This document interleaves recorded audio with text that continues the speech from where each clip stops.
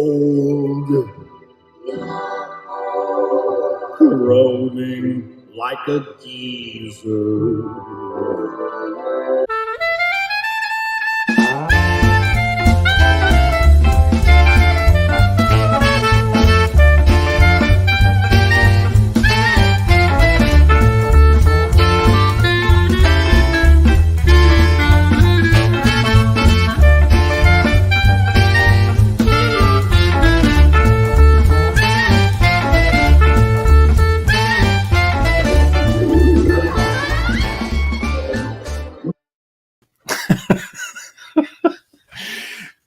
That's what you get when you throw something together in 15 minutes. But at least I did it. We've got an intro.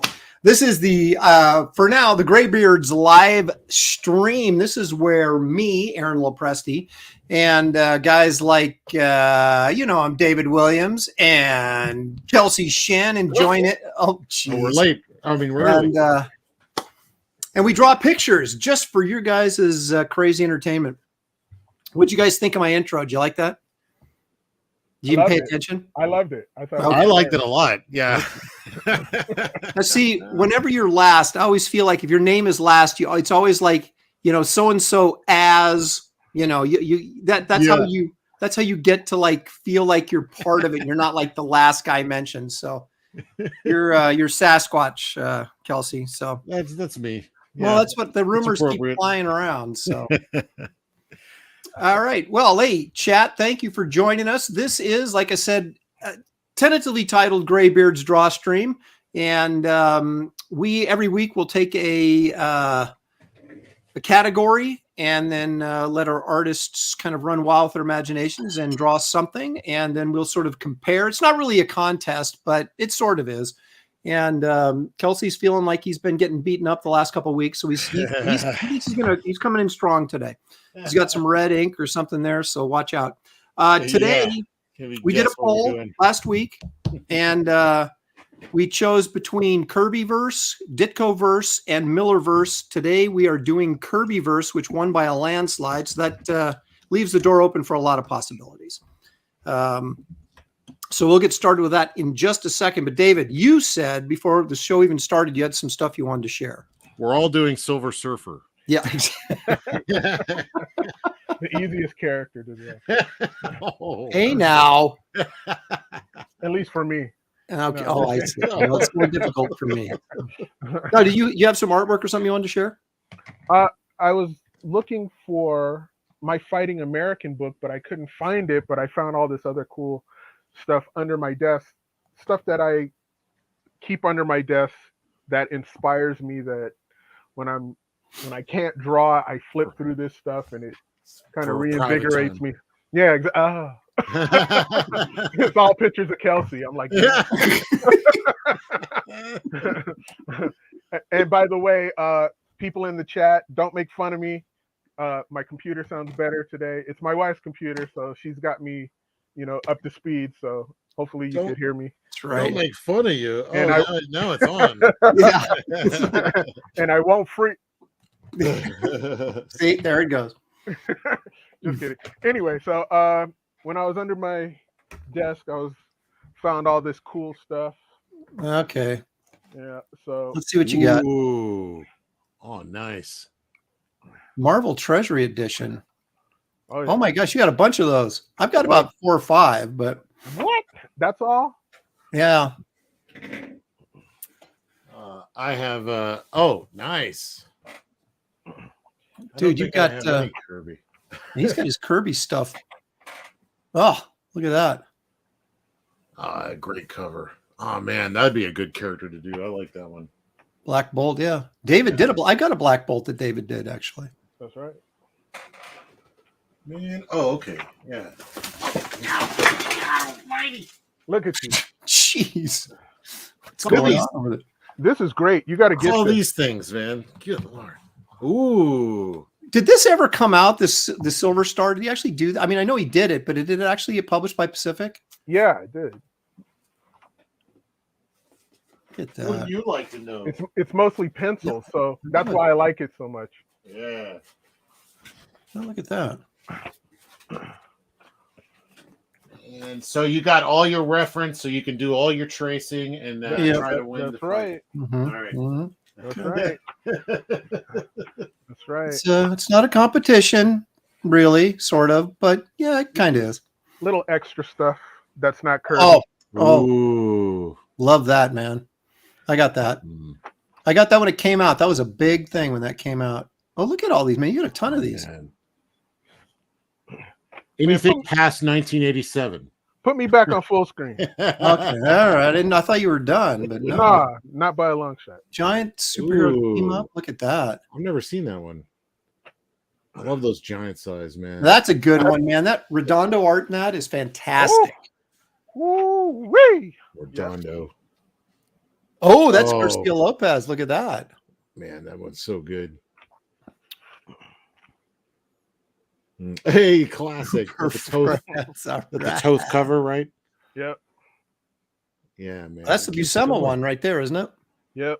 Are those all giant size? Those are all big, right? Those are all treasury editions, man. Oh, man. I remember that one, yeah. Classics. My gosh. Superman movie, of course. Who did the interiors on that? Do you know? I don't, because that was a movie adaptation, right? Yeah. Kelsey will especially like this. Uh-oh. What do we got? I gotta remember those. Oh yes. Yeah, those are impossible to find. That was like one of the first David Williams art I've ever saw when it was in Wizard magazine, these little stamps, and I was like, who did this? Oh my gosh. I still want those. Oh man. So I got a whole bunch of them in here. I haven't opened this in a while. I'll open it later. But do you guys have this? Ooh, no. The Art of Simon. No, I haven't even seen that book. Relatively new, right? Did that just come out? A few years ago. Yeah. Who published that? Who's the Probably publisher? IDW. Yeah, I think it might be. Wait, hold on. That's a nice book. Shoot. Yeah.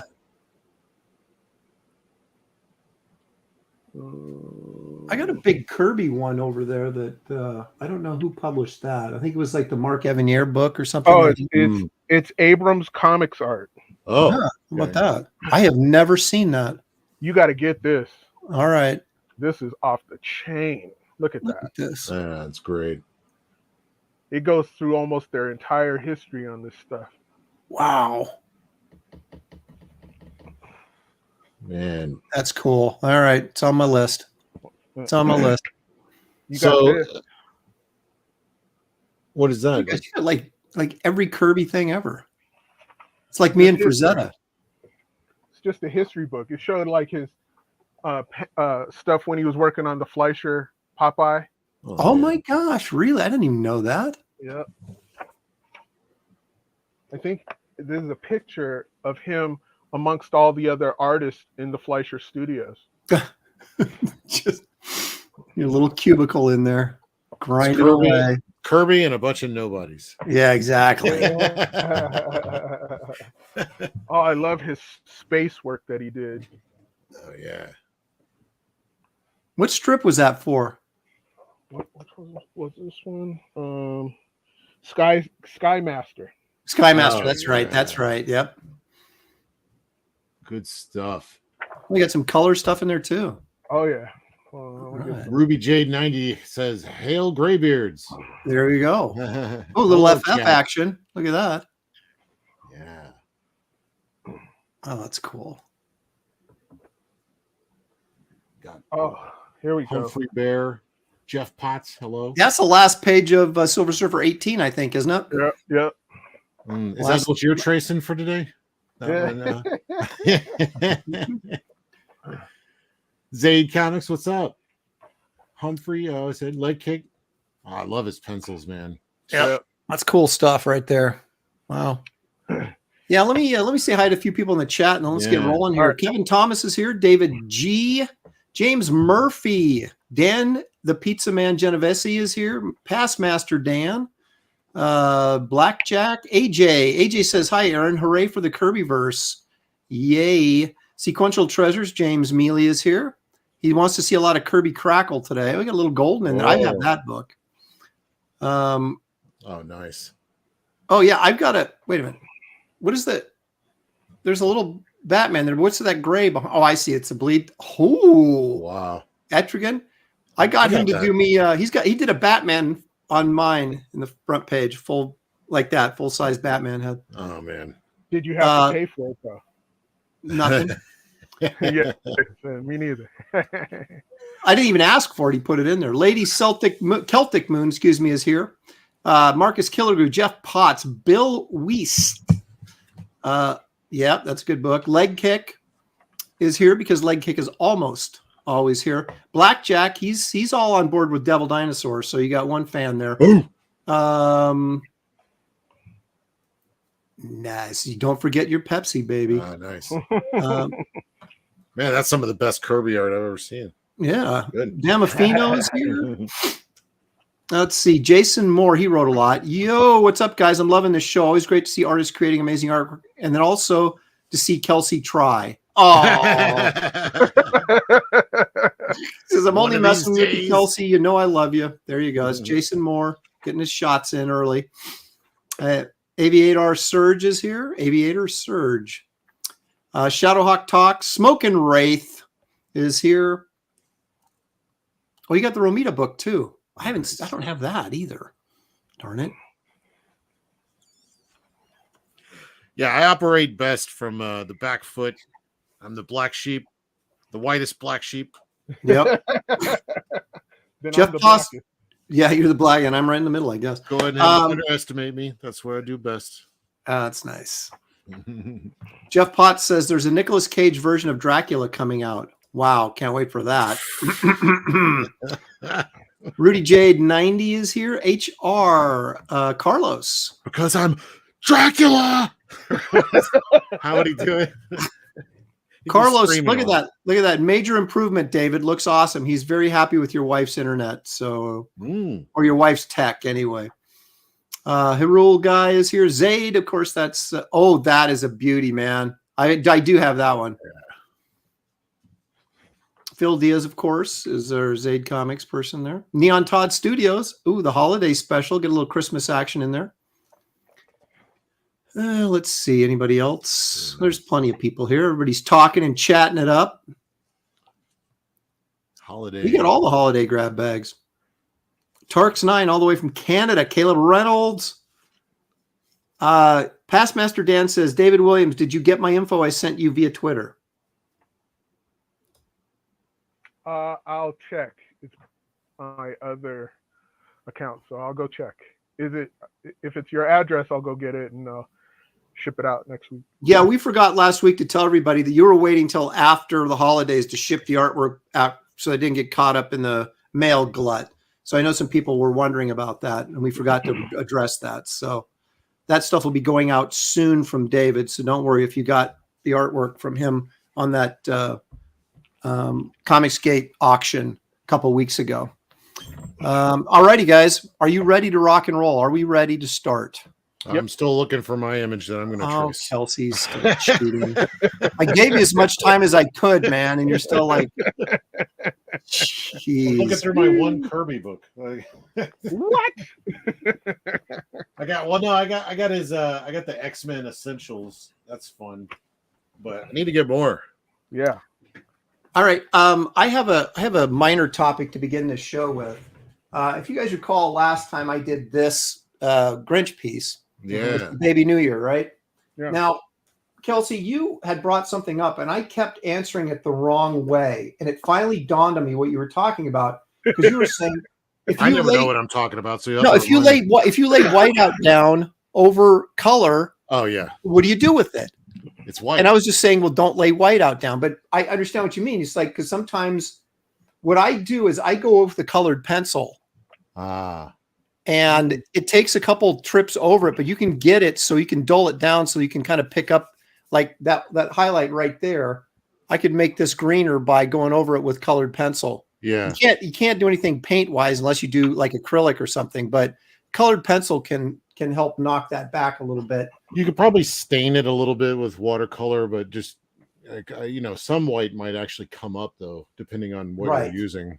Right. So there's no surefire method. But I remember you kept asking that, and I kept answering it the wrong way because I wasn't understanding the question. Yeah, I'm wondering, like with water media, like you just got to be perfect, Yeah, I guess. pretty much. Gosh, now I'm faced with the blank sheet. It's terrifying. Dude, I gave you time to think too. Yeah. I even did thumbnails, and I'm still stuck. I'm like, Okay, so my daughter asked me the other day. She's now gone back to college, but she asked me. She goes, "What do you what's think my about?" number?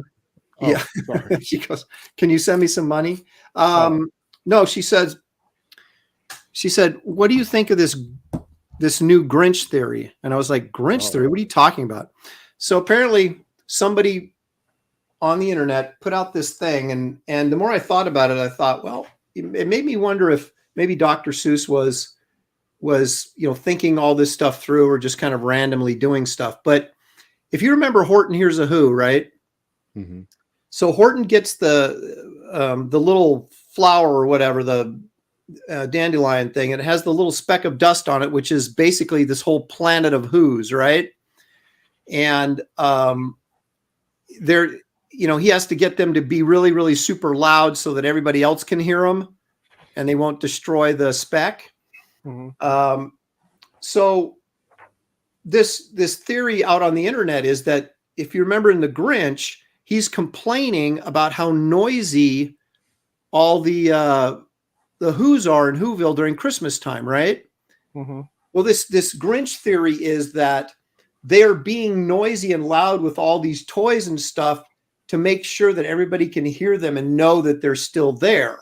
And I thought, well, that's kind of a weird connection. But I found out that Horton Hears a Who is actually written before the Grinch.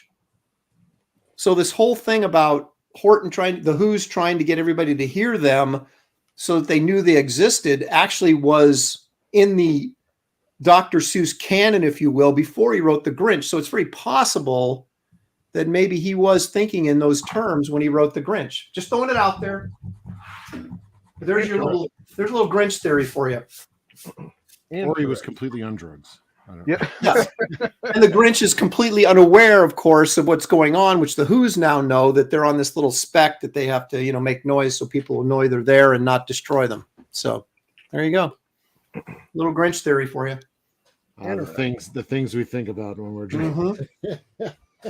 The things that get 1 million views on YouTube. Yeah.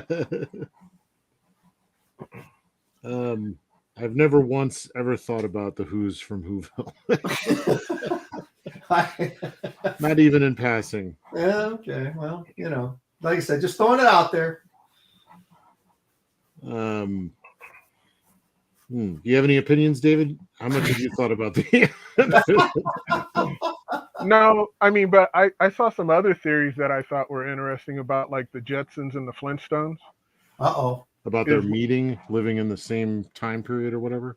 Yeah, and the Jetsons is not the future. Actually, the Flintstones is. Oh, okay. What now? And it's like a dystopian nightmare that the Jetsons era fell apart and all this kind of stuff. But they actually went off planet. But Earth is actually went back to its Stone Age. That's why they're able to have these like stone TVs and dishwashers and weird kind of stuff, because it's familiar to them, So it's like Planet of the Apes kind of. Yeah, they're trying to rebuild back their civilization. So that's crazy. No, so there is still future people that exist. Obviously, they just how are they in the same place though? They're both on Earth, right? Because they went off Earth. It's only like the elite went off Earth. That's what the Jetsons are. But I mean, isn't the Jetsons show? Doesn't it take place on Earth? Like, no, it doesn't. I don't think so. Does it? It doesn't really say. I don't think. Yeah. I mean, we assume that, but it doesn't really say that. Well, because they got their little tower buildings on stilts And I think you even see the bottom at one point, like there's like a little bus stop or a park or something. Yeah, I don't know if it's Earth. Yeah. This is getting pretty wild, man. Mm-hmm. Who would have thought? That was just one of the theories that was out there. I like it. Do you think that Hanna-Barbera put a lot of thought into that? Yeah, they were LSD and crazy. They were just like, "Yo, man, let's do this, bro." Californians. Wild. Yeah, exactly, man. Crazy Californians. Okay, well, one thing that actually came up in discussion on Twitter, and anytime you bring up this movie, you're always going to get some conversation about it. But John Carter, did you guys like that movie? Yes, I did. I loved it. Yeah, so you're referring to the Twitter. I saw somebody post on Twitter. It says that John Carter did it better than Avatar, right? Is that what you're talking about? No, I guess they were talking now, because that was a comparison between. I had made this statement. Aaron Sparrow brought this up, and I said that I felt that I made the obvious criticisms that Taylor Kitsch, not a great charismatic leading man to sell a big time movie like that. And then also the marketing was, atrocious, maybe the worst in the history of cinema, which basically ruined a really good movie, or caused a really good movie to fail miserably. And then someone said, well, he's better than whatever the dude is that's in Avatar. He's more charismatic than the guy in Avatar. Yeah, I guess so. They're kind of the same to me, Yeah.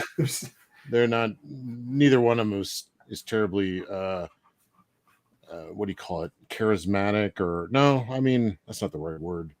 What is it when you got that special something, like Schwarzenegger? That it. Yeah, he shows up on screen. You're like, whoa. Yeah, he's a terrible actor, but he's got presence. Presence, maybe. Maybe that's right. Well, that's yeah. Well, yeah, you've got to have box office appeal, man. It's like, Tom Hanks has it, a lot of people don't. That's why you're a character actor and not a leading man if you don't have it. And, but yeah, I really liked that movie. And I was very disappointed that it did so horribly, because I would have loved to have seen the sequel, Because I thought the ending of that movie was terrific. I don't really remember much. I do remember enjoying it because I was one of those that never read the story. One of the few in comic books that has never. Because everybody was all John Carter, and I'm just the type that like runs away from what everybody else is wanting, to say. I'm like, it must be boring. No, no, but yeah, I was. It was neat getting to see the movie because. It was like one of the first times I was exposed to a lot of those ideas, and then you see, when you watch it, suddenly you see like where all these other sci-fi ideas come from. Yeah, it's really kind of neat. It's like, oh, there's just so much. I mean, even just the cities that move around has been done in Star Wars, and like what was it, Heir to the Empire? They did that with Lando.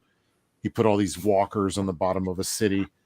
So they can move around, and they did that in that some movie recently, something City of Bones or something. I forget what it was. But then the trying to think of the Barsoom, the multiple arm guys. Is that them? Yeah. I don't know. You just see a lot of this stuff in different flavors in other media. So, but I know that was probably one of the first times any of that stuff was done, right? Yeah. Yeah, it was a precursor for a lot of stuff. I mean, those John Carter stuff. I mean, that was pulp magazine stuff, Yeah.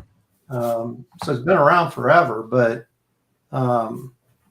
Hugh Jackman was originally going to be John Carter, and then it just took so long to get the thing off the ground that they figured he was too old to play the part. At least they were going to end up doing multiple movies, which I think they wanted to do, obviously, but didn't work out. But So he would have been a great John Carter.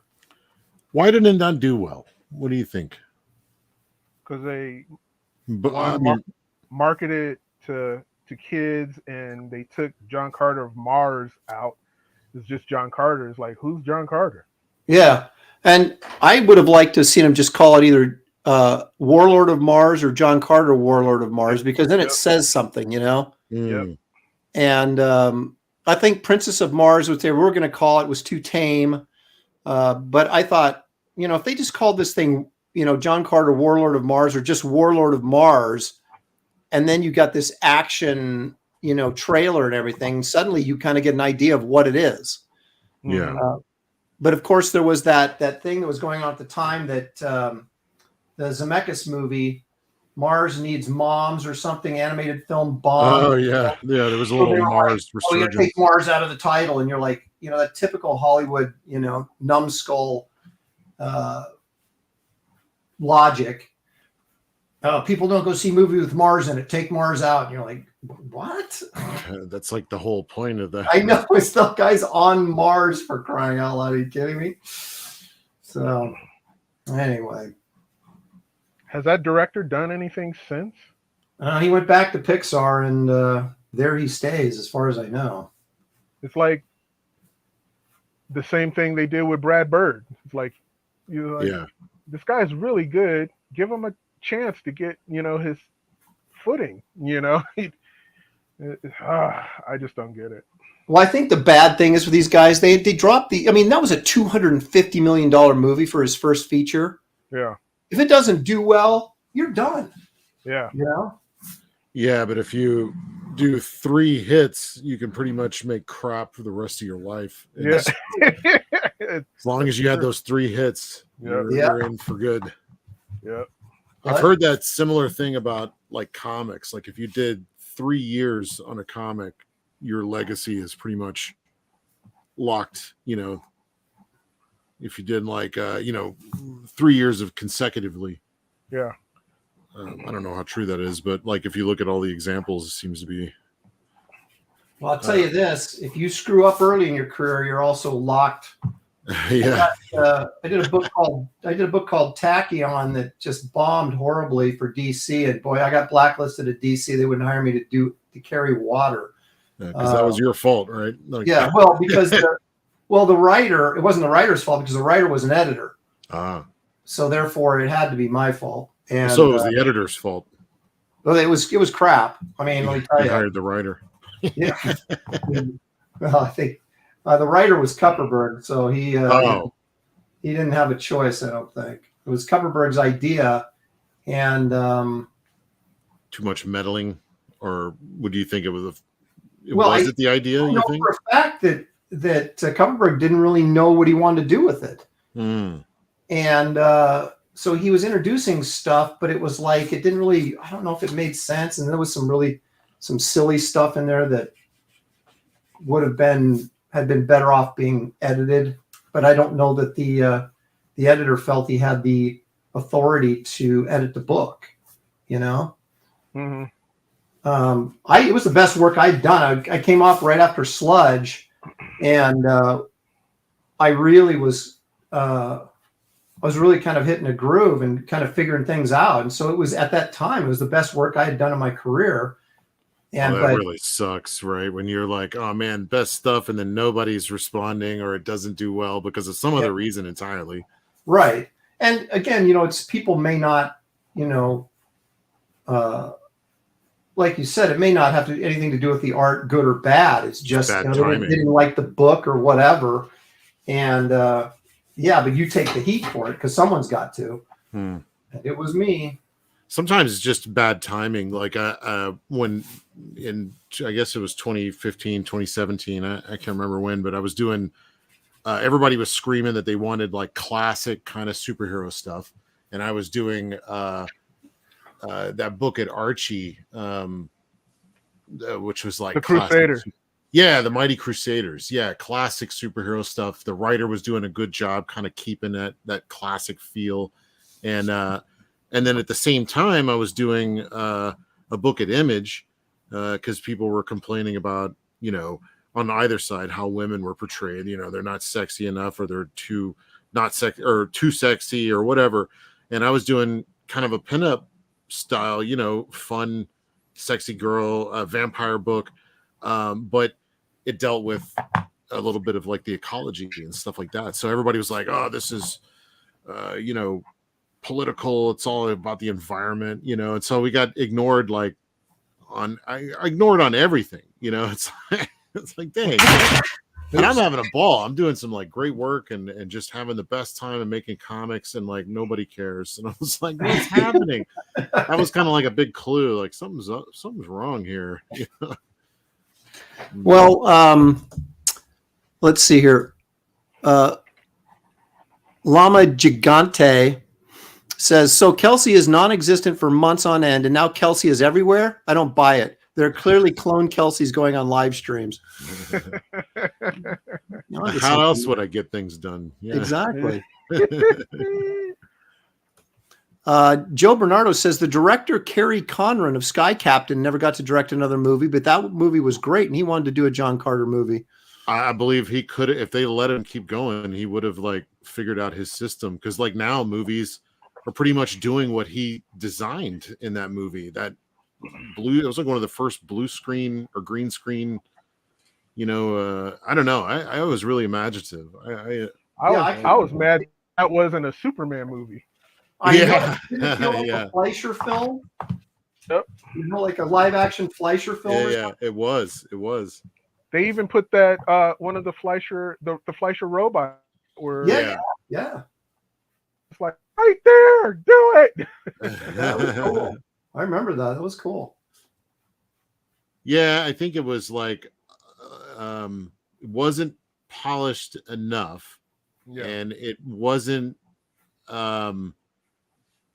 It was like it wasn't like the subject matter hit a lot of us because we love that time period, that giant old school giant robot stuff, the what is it, the Rocketeer kind of thing. But most of your audience is probably very niche for like your average audience. And but if it had managed to like really nail like a compelling story that transcended its genre, you know, with the people, you might have gotten more average people watching. It's such a tricky thing, you know, approaching genre like that. Yep. Because you're always, you know, if you're the filmmaker, obviously you're doing it because you love it, but that doesn't mean everybody else does, right? And trying to figure out a way to be true to the source material and still reach a wide audience. You know, it's tricky stuff.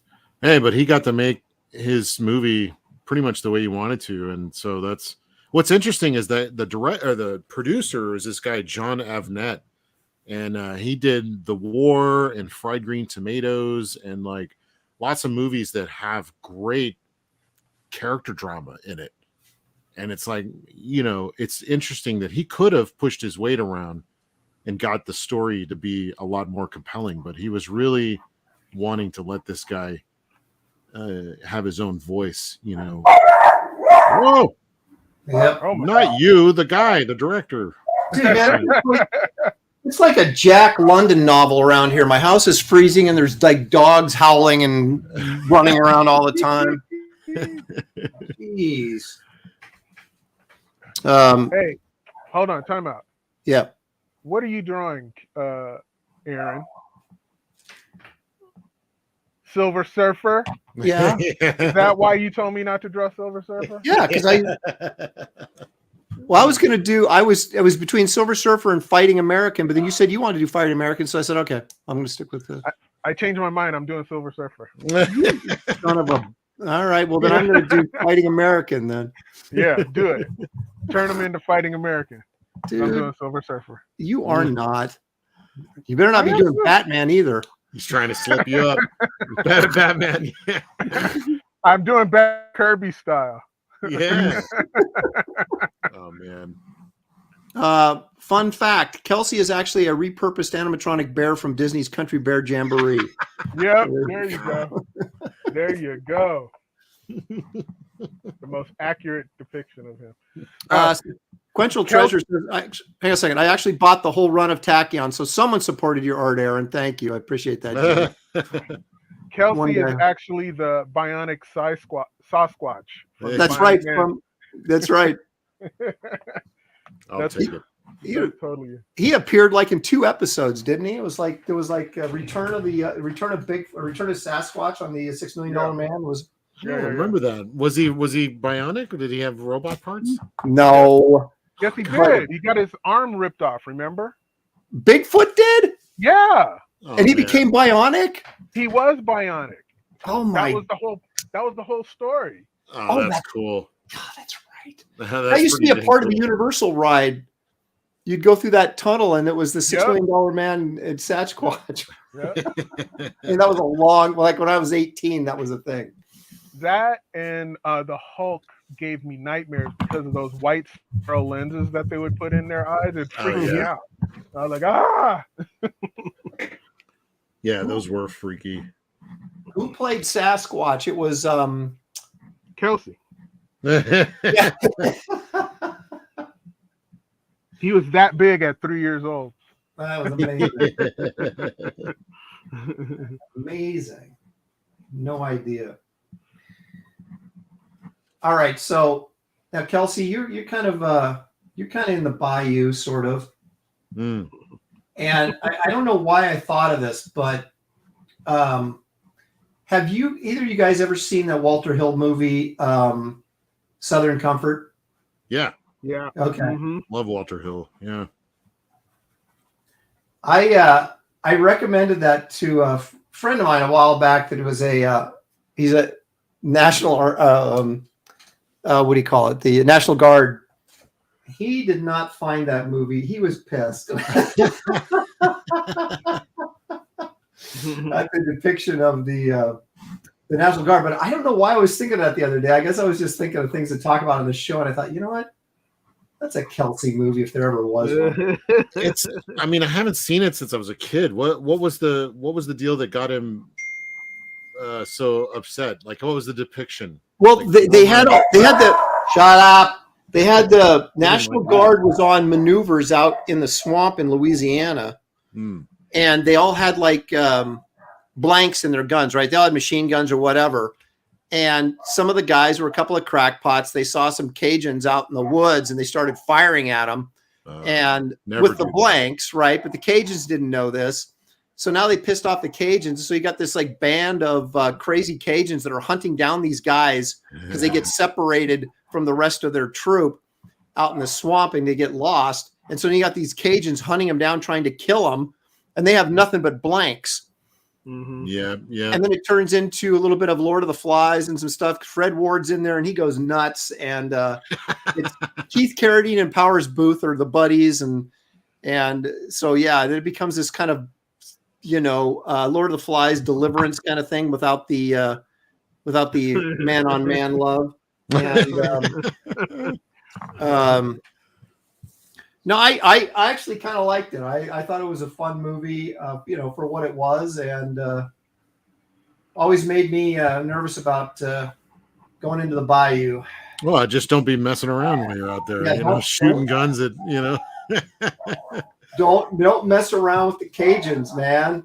If you shoot to kill. Yeah, exactly. Don't shoot for being here. Shoot to kill. All right. I think I got my penciling done. I'll probably regret saying that. Dude, I went totally I'm going to go kill that dog. I went totally blue line here, and then I'm going from blue line to inks. So, but I got to put some sheen on here. I got to go beat my dog. Hang on a second, guys. All right, throw him a beating. Yeah, you guys, roll without me. That was code for something else, but I don't want to. That's usually your house, man, because your house. Yeah, I know, right? You got like 20 dogs all barking at the same time. That is true. That is true. Either that or it's all your kids. I could never tell the difference. There was just a lot of noise, but I like that. I like sometimes you like a busy atmosphere. Yeah. Where sometimes it feels good. Like then other times you're just, oh my God, if these people don't shut up, I heard everything you guys said while I was gone. Quit lying. It was all about you. It was all about how many dogs has he murdered this year, and he just keeps naming new ones the same name. Yeah. Well, yeah. Hey, it's Charlie, number 5. Yeah, you tell your daughter. No, that's the same dog. I swear. Hey, Travis Patrick for $2. Thank you, Travis. Appreciate that. He says, "Hey, Kelsey, can you speak Creole?" No, I cannot. But I used to have a Cajun Christmas book. It was the Christmas Santa came. It was a Santa Claus story. I forget what it is, but Night Before Christmas. Yeah, Night Before Christmas. But it was all in Cajun, so it was, toward the night before Christmas, like, and all through the house, wasn't no critter disturbing, but it's hard to read. Yeah, I might still have that somewhere. I should have read that for Christmas. Cajun Christmas. We'll do that next year. There you go. That's hilarious. There was no creature stirring.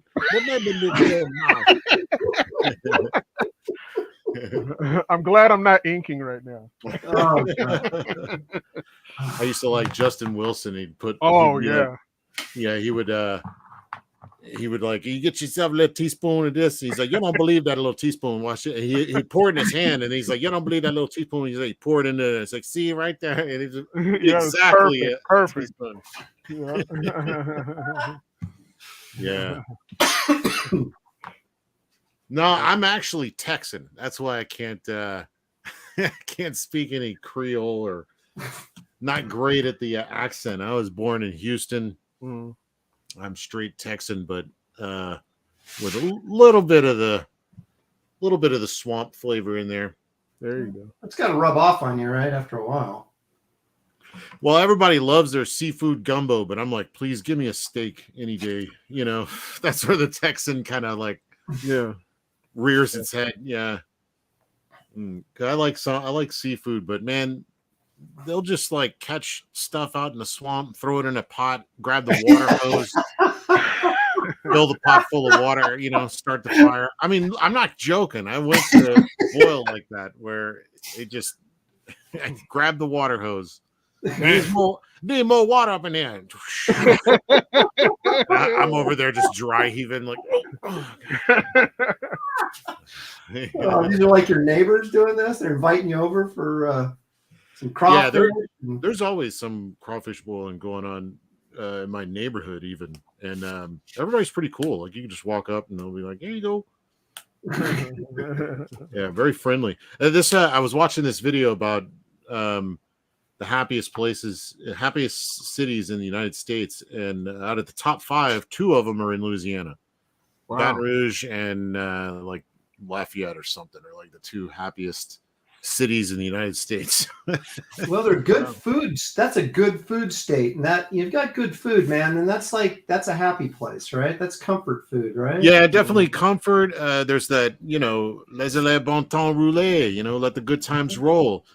And it's all about, we're all poor, we're all struggling, but you know what? We're still going to have a good time, but we still got crime and everything else. It's still rough in certain areas, but for the most part, we're a good state. I go down to New Orleans and have some beignets and walk around, eat some like those press sandwiches. I don't know what you call those, like a panini, but I don't, maybe a Cajun version. I don't know. Cajun panini. Probably not, but yeah, I just feel like, I don't know. I've never been hassled. I've never been, maybe because I'm a big giant dude, but people, I mean, I largely feel safe. And I've heard about the crime here where there's like, there's so much crime and it's very dangerous, and there's more murders in Louisiana than anywhere else in America. And I'm like, I don't know, it feels pretty, feels like one of the safer, a good place to get some sleep.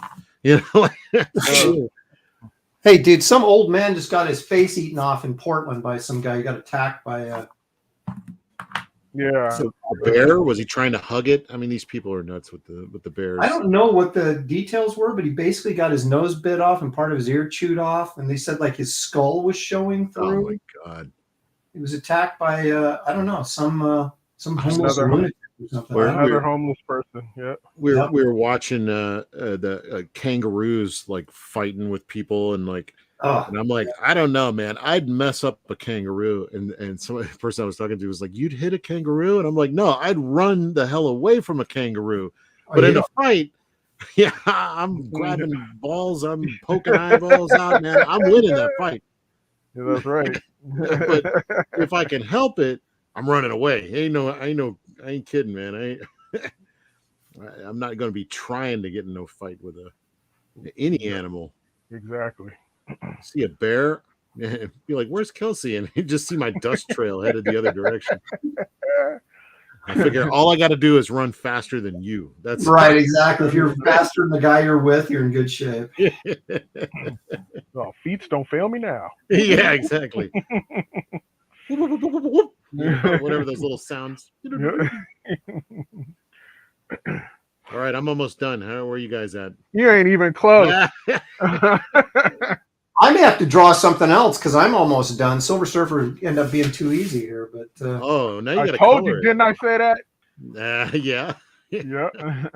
Well, I'm gonna do a lot of like crosshatch shading and stuff on here. So Uh-huh. I want to see the reflections of the universe in that. Yes, exactly. Now you got to color it. Yeah. It's already colored. He's silver. Yeah, that's true. See, I picked the perfect one. He's just red. I just gotta just color red. That's it. Of course, I got to draw his scales and stuff. That kind of stuff. Moon Boy and Devil Dinosaur. Yeah, I was drawing just regular T-Rex, and then I realized he's not really a regular T-Rex. If I'm gonna Kirby-ize him. Well, yeah, that's the thing. Anything Kirby does isn't exactly normal. Yeah, so I'm not great at my Kirby, so it ends up being more my interpretation of his character.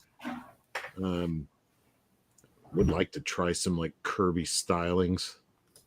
Look at this, man. Blackjack's making demands on me. Draw Galactus in the background. Yeah, there you go. I may have to. They feel underwhelmed with your performance. They're trying to give you I know. I feel guilty now. Maybe I should have gone Fighting American. Dan, the Pizza Man Genovese says, sorry, gents, I had a work call and couldn't tune in until now. Hey, coming in late, that's fine. We're still got a long ways to go here. Still struggling.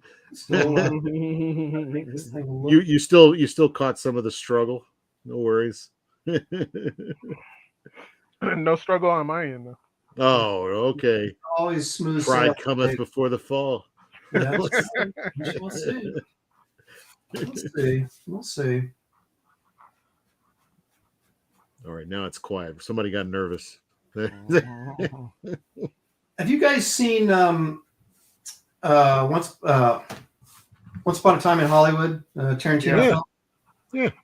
My least favorite Tarantino. Yeah. Really? I thought it was okay. I just got it. My son got it for me for Christmas. I haven't watched it yet, but I want to watch it because I dig sort of the retro vibe. I think you'll like it a lot because it is definitely a nostalgia trip. To this time period, especially in LA. And if you were watching TV and stuff at all, at that time, yeah, I don't know. I think you'll dig the nostalgia side of it.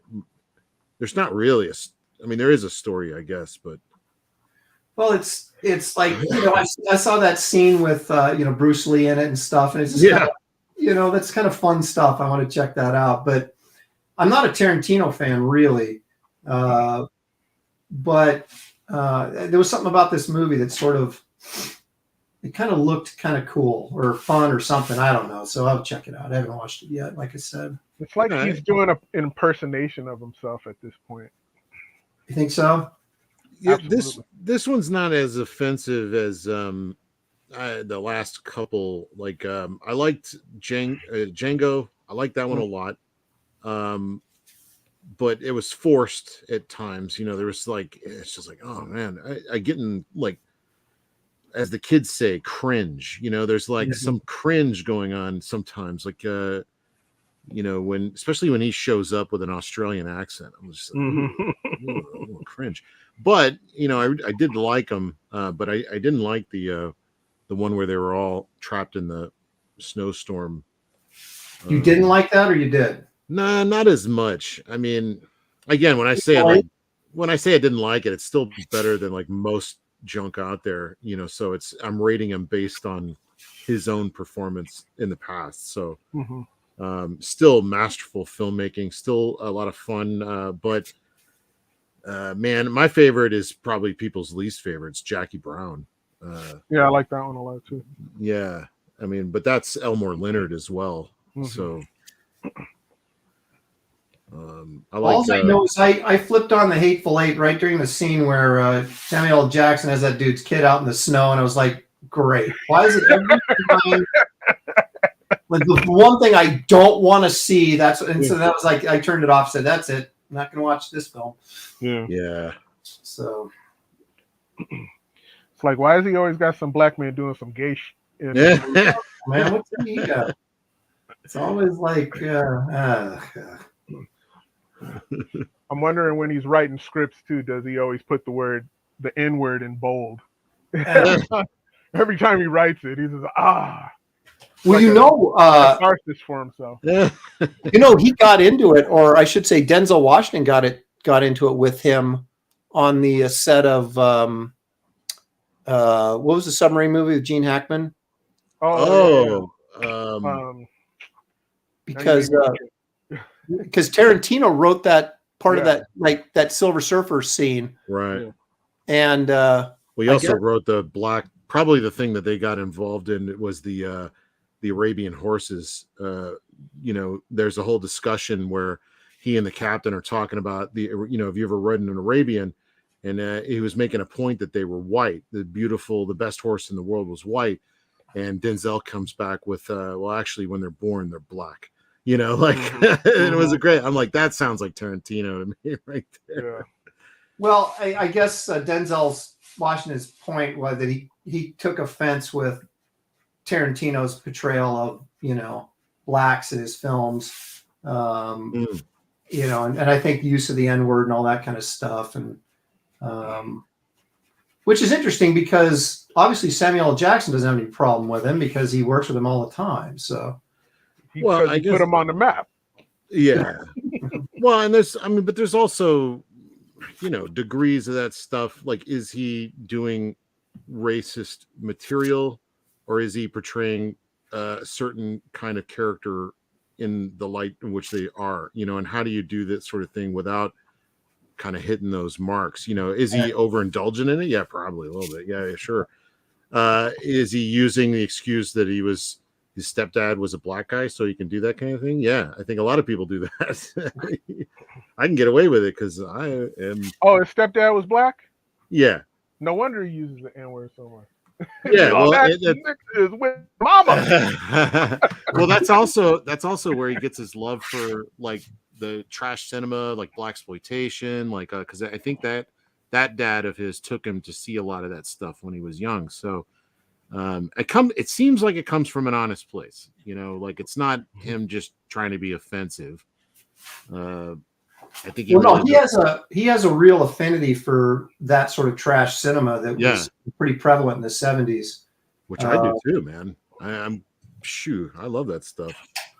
I mean, I watched a lot of it when I was younger, but it doesn't really appeal to me now. But when you're like 12 to 15 and you can sneak into see one of those movies, you're like, yeah, I'm getting away with something.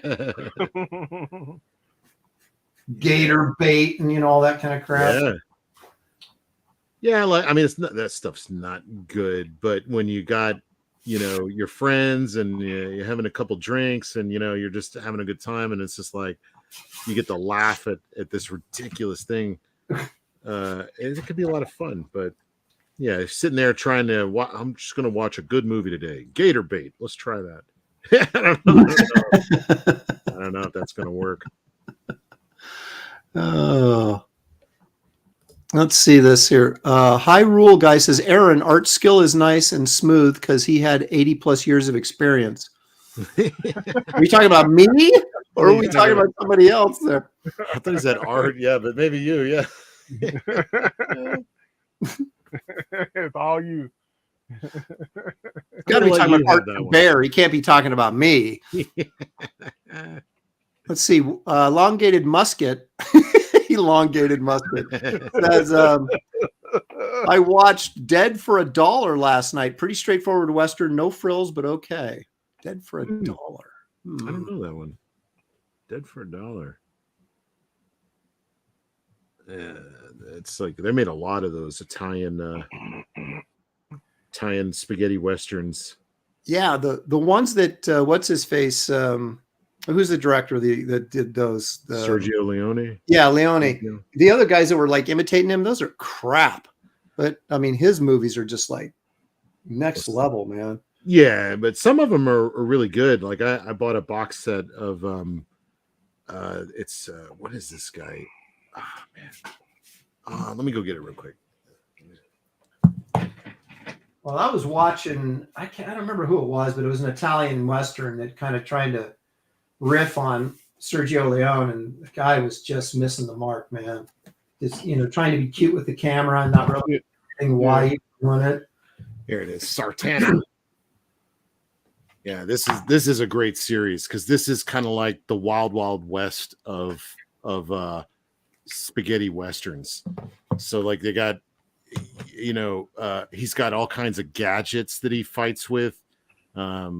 He's a gambler, but he's always I don't know. He's like James Bond meets The Shadow. Meets. I'm liking it already. Spaghetti western, yeah. These are fun. Sartana. There's a bunch of them. Well, 5. Enough, man, for a movie series. That's plenty. That's a lot. Listen to some of the names. Light the fuse. Sartana is coming. Have a good funeral, my friend. Sartana will pay. These are the titles. Sartana's here. Trade your pistol for a coffin. I am Sartana, your angel of death. And then if you meet Sartana, pray for your death. They know how to do a title. And yeah, they do. It's like wrestling movies, They used to have those Mexican wrestling movies with the what do they call those guys that wear those masks? The luchador. Yeah, luchadors. They had those crazy titles on those things. Here, I'll be right back.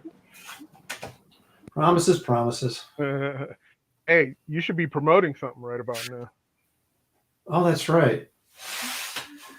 I do have the stuff queued up too, so it's not like was unprepared, but I never think about it. But let's take a moment, if we can, to do pay a few bills, as they say, right? So,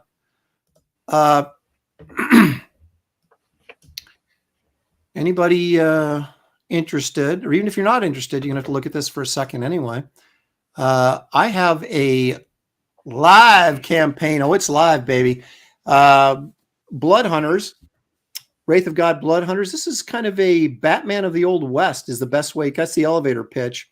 And if you like monsters, you like Westerns, you like superheroes, you're going to like this.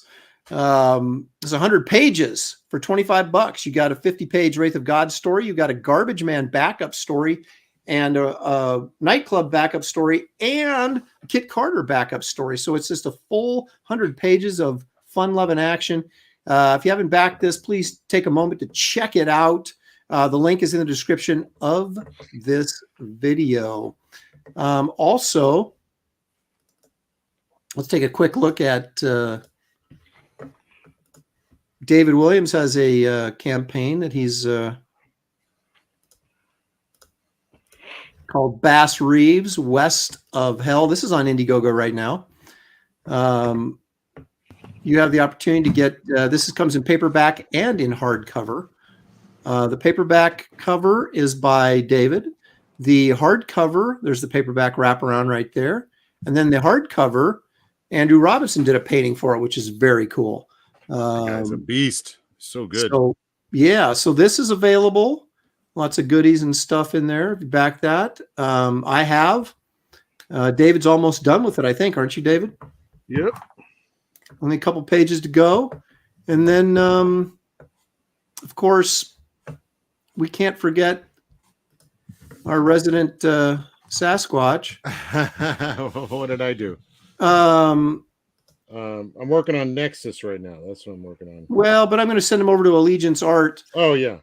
So if you want to kind of dig up his Nora's Saga, also Bass Reeves is over there, and all sorts of really good stuff that Mitch Breitweister has going. I'll give Mitch credit, man. He puts together some good talent on these projects, so they're nice looking books. Yep, he's got the taste maker. You know, he's got his vision of the kind of thing he wants to produce, and it's very high quality. So, got to get the best for that. That's right. So all those links are in the description of this video you're watching right now. Here we go. Drawing for Fun and Profit says Wraith of God versus Sartana. Who would win? Ooh, that's pretty good. I watch the Sartana movies. That's right. Wraith of God. He has God on his side, so eventually he's gonna win it. Yeah. What's this? Tevin Thomas says Nora's Saga was hella good. Awesome. Read the whole thing, the book. I thought I ordered that, and yet I don't have it. So well, if you got the signed copy or the one with like a drawing, like in it, I still got to get up there. We had all that bad weather, and it was the holidays, and I still had to take my van in and get the power steering fixed. So it was like, this is just too much going on right now. So we're gonna wait until after the holidays, and then I'm gonna drive up there and do the rest of the sketches and the signings and stuff. So that should be happening here pretty soon. I don't even know, but I thought for sure I ordered that, and so maybe I better go back and check, because was that on Kickstarter or was it on Indiegogo? Both. Yeah, I think it was on both. Okay. I have to go back and look and see what I backed. It's so funny, you back a bunch of projects and stuff, and then you forget. You know, it's like, yeah, I thought I backed that. Why don't I have that? Did I back that? I thought I had backed, like I thought I missed Groken, and I thought I backed Shane's book, The Inglorious Rex, and I kept waiting for my Rex. I'm like, why is everybody getting mine? I'm like, I haven't got mine, and I was kind of complaining a little bit. I'm like, well, when I get mine, I'll look at. And then finally, I was like, let me go look, and I didn't get it. I actually didn't buy it. I was like, oh no. Oh man! I got called out. Yeah, well, you know, like I said, it's easy to forget that stuff. I got a hold of oh geez, who did Groken? I was blinking. I know. It is Kenneth Rocaford. Yeah, and I didn't get that, and then I contacted him afterwards, and bought one from him, but because he had a few extras. But I got that one and number 2. I was very happy about that book from what's his face. Kenneth Rocaford. Yeah, what's his name again? Yeah, Rocaford. Yeah, good old what's his face? Rockenford. Yeah. No, dude, there's some serious art in that book. Holy smokes! Just some really beautiful work. I always think he's doing digital stuff. But then you see, like, especially like his colored work, his painted covers. Nice. But then I click over to his thing, and he's painting it by hand. Yeah, I know. It's like crazy. How do you do that? It looks like a digital thing. I know. It's just his colors are so rich and nice. Right. Yeah, the colors. Yeah. How do you get those like super intense colors that he's getting? And it must be just, I don't know, skill. Magic. Yeah, maybe skill, something like that might have something to do with it. Unlike what we're dealing with over here, but yeah, right. That's right. He's got that thing, that elusive thing we call talent. Yeah, never heard of it. Yeah, I'll let you know when I find it. Oh my gosh, talent. Who needs it? Yeah. It's all in the mind. I got gumption. That's all I need. Yeah, you've got plenty of gumption. Who needs talent when you got gumption? I like it. I know how to do the Jedi mind people. I don't need talent. That's right. I got AI. I don't need your talent. Yeah. There you go. Burn. Just do a little sampling and You know how John? Just saying Byrne made me think of John Byrne. You know how he's always messing with 3D and he's like does 3D buildings and cityscapes and some stuff. I wonder what a guy like him, who's obviously very forward-minded, what he thinks about. I love that little laugh there. Forward-minded, sure. Yeah. Well, what would he think about the AI business? You know, would he try it? I bet you if he could make 5 more comics a month, he would do it. Well, I mean, I think it depends on what your motivation is, right? Or do you have artistic motivations, or are you interested in money? Is your priority, right? And so if you're interested in money, you're always going to take the way you can be most efficient. Is that a trick question? Create the most work that you can maximize your earning potential. If you're more about the artwork than you are the money, then that stuff gets offensive. Yeah, so true that. I'm more about the art, man. I wish I was more about the money. I wish I was more like John Malin, be all about the money. Yeah. I think John's all about the power. Yeah, that's true. And if the money comes with it, he's happy. But the power is number one, right? Yeah. Money, yeah. He needs bragging rights. That's about he can live off that. Yeah. He gains his sustenance off bragging rights. What did you eat this month? My own willpower. my own sense of justice. Oh boy. We'll get ourselves in trouble. He'll just murder us one at a time. Again, as long as I can run faster than you guys. Yeah, that's right. Okay. I'm running pretty fast for a fat guy. Don't let the wolf get you. Yeah, the wolf. Were you on that? Were you on that stream last night for closing out? Rainey's book? No, I was supposed to be, but I fell asleep. Not Rainey. Fiendish. No. My bad. Yeah, Jack the Ripper. It was Mandy's book. Mandy's book, right? Yeah. The Jack the Ripper. Yeah. Yeah. No, I was supposed to be, but I fell asleep.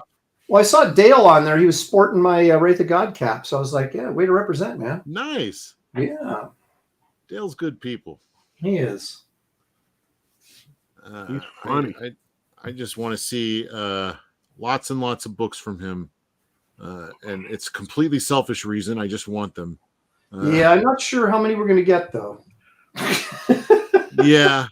Well, it takes a long time what he does, but I'm willing to wait. So, well, as long as he's moving forward with it, as long as he's doing something. He doesn't seem to have a problem with that, actually. I mean, we hear how slow he is, but you know what? I've seen consistent work for him for years. Everybody's like, "Where is he at?" We don't see Pitt. Well, he's been working on the Darkness, on the Hulk Pitt thing. He's been out a lot. It's true. So, like, I don't know. I've seen him around. I used to have that complaint where I'm like, "Man, where's Dale?" Well, he's been around. It's just not on books I maybe care about. Some of that stuff. But still out there kicking butt. So, like, I'm happy that he's here and has the potential to kind of like just do what you want, man. I'll pick up whatever you do. Yeah, I'd love some new Pitt stuff from him. Yeah, or something else. I mean, it'd be great to kind of collect the Pitt, put your final statement on it. Let us all have our, artist edition. Right. That's what I want. And then. I'd like to see something new. Well, I don't know. Is Phil still in the chat? Phil Diaz, because he's supposed to be writing that Pitt stuff for him, right. So he would know. Yeah, Lieutenant Fuses. Look at that. Says y'all weren't there for Mandy. Shame on y'all. Yeah,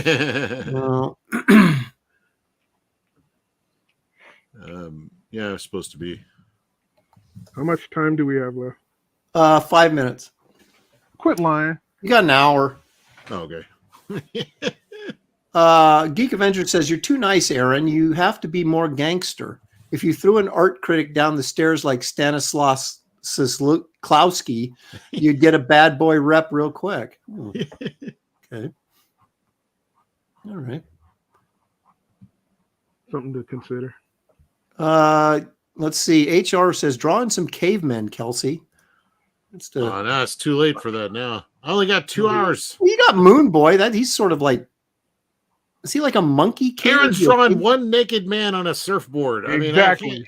I don't got time for this.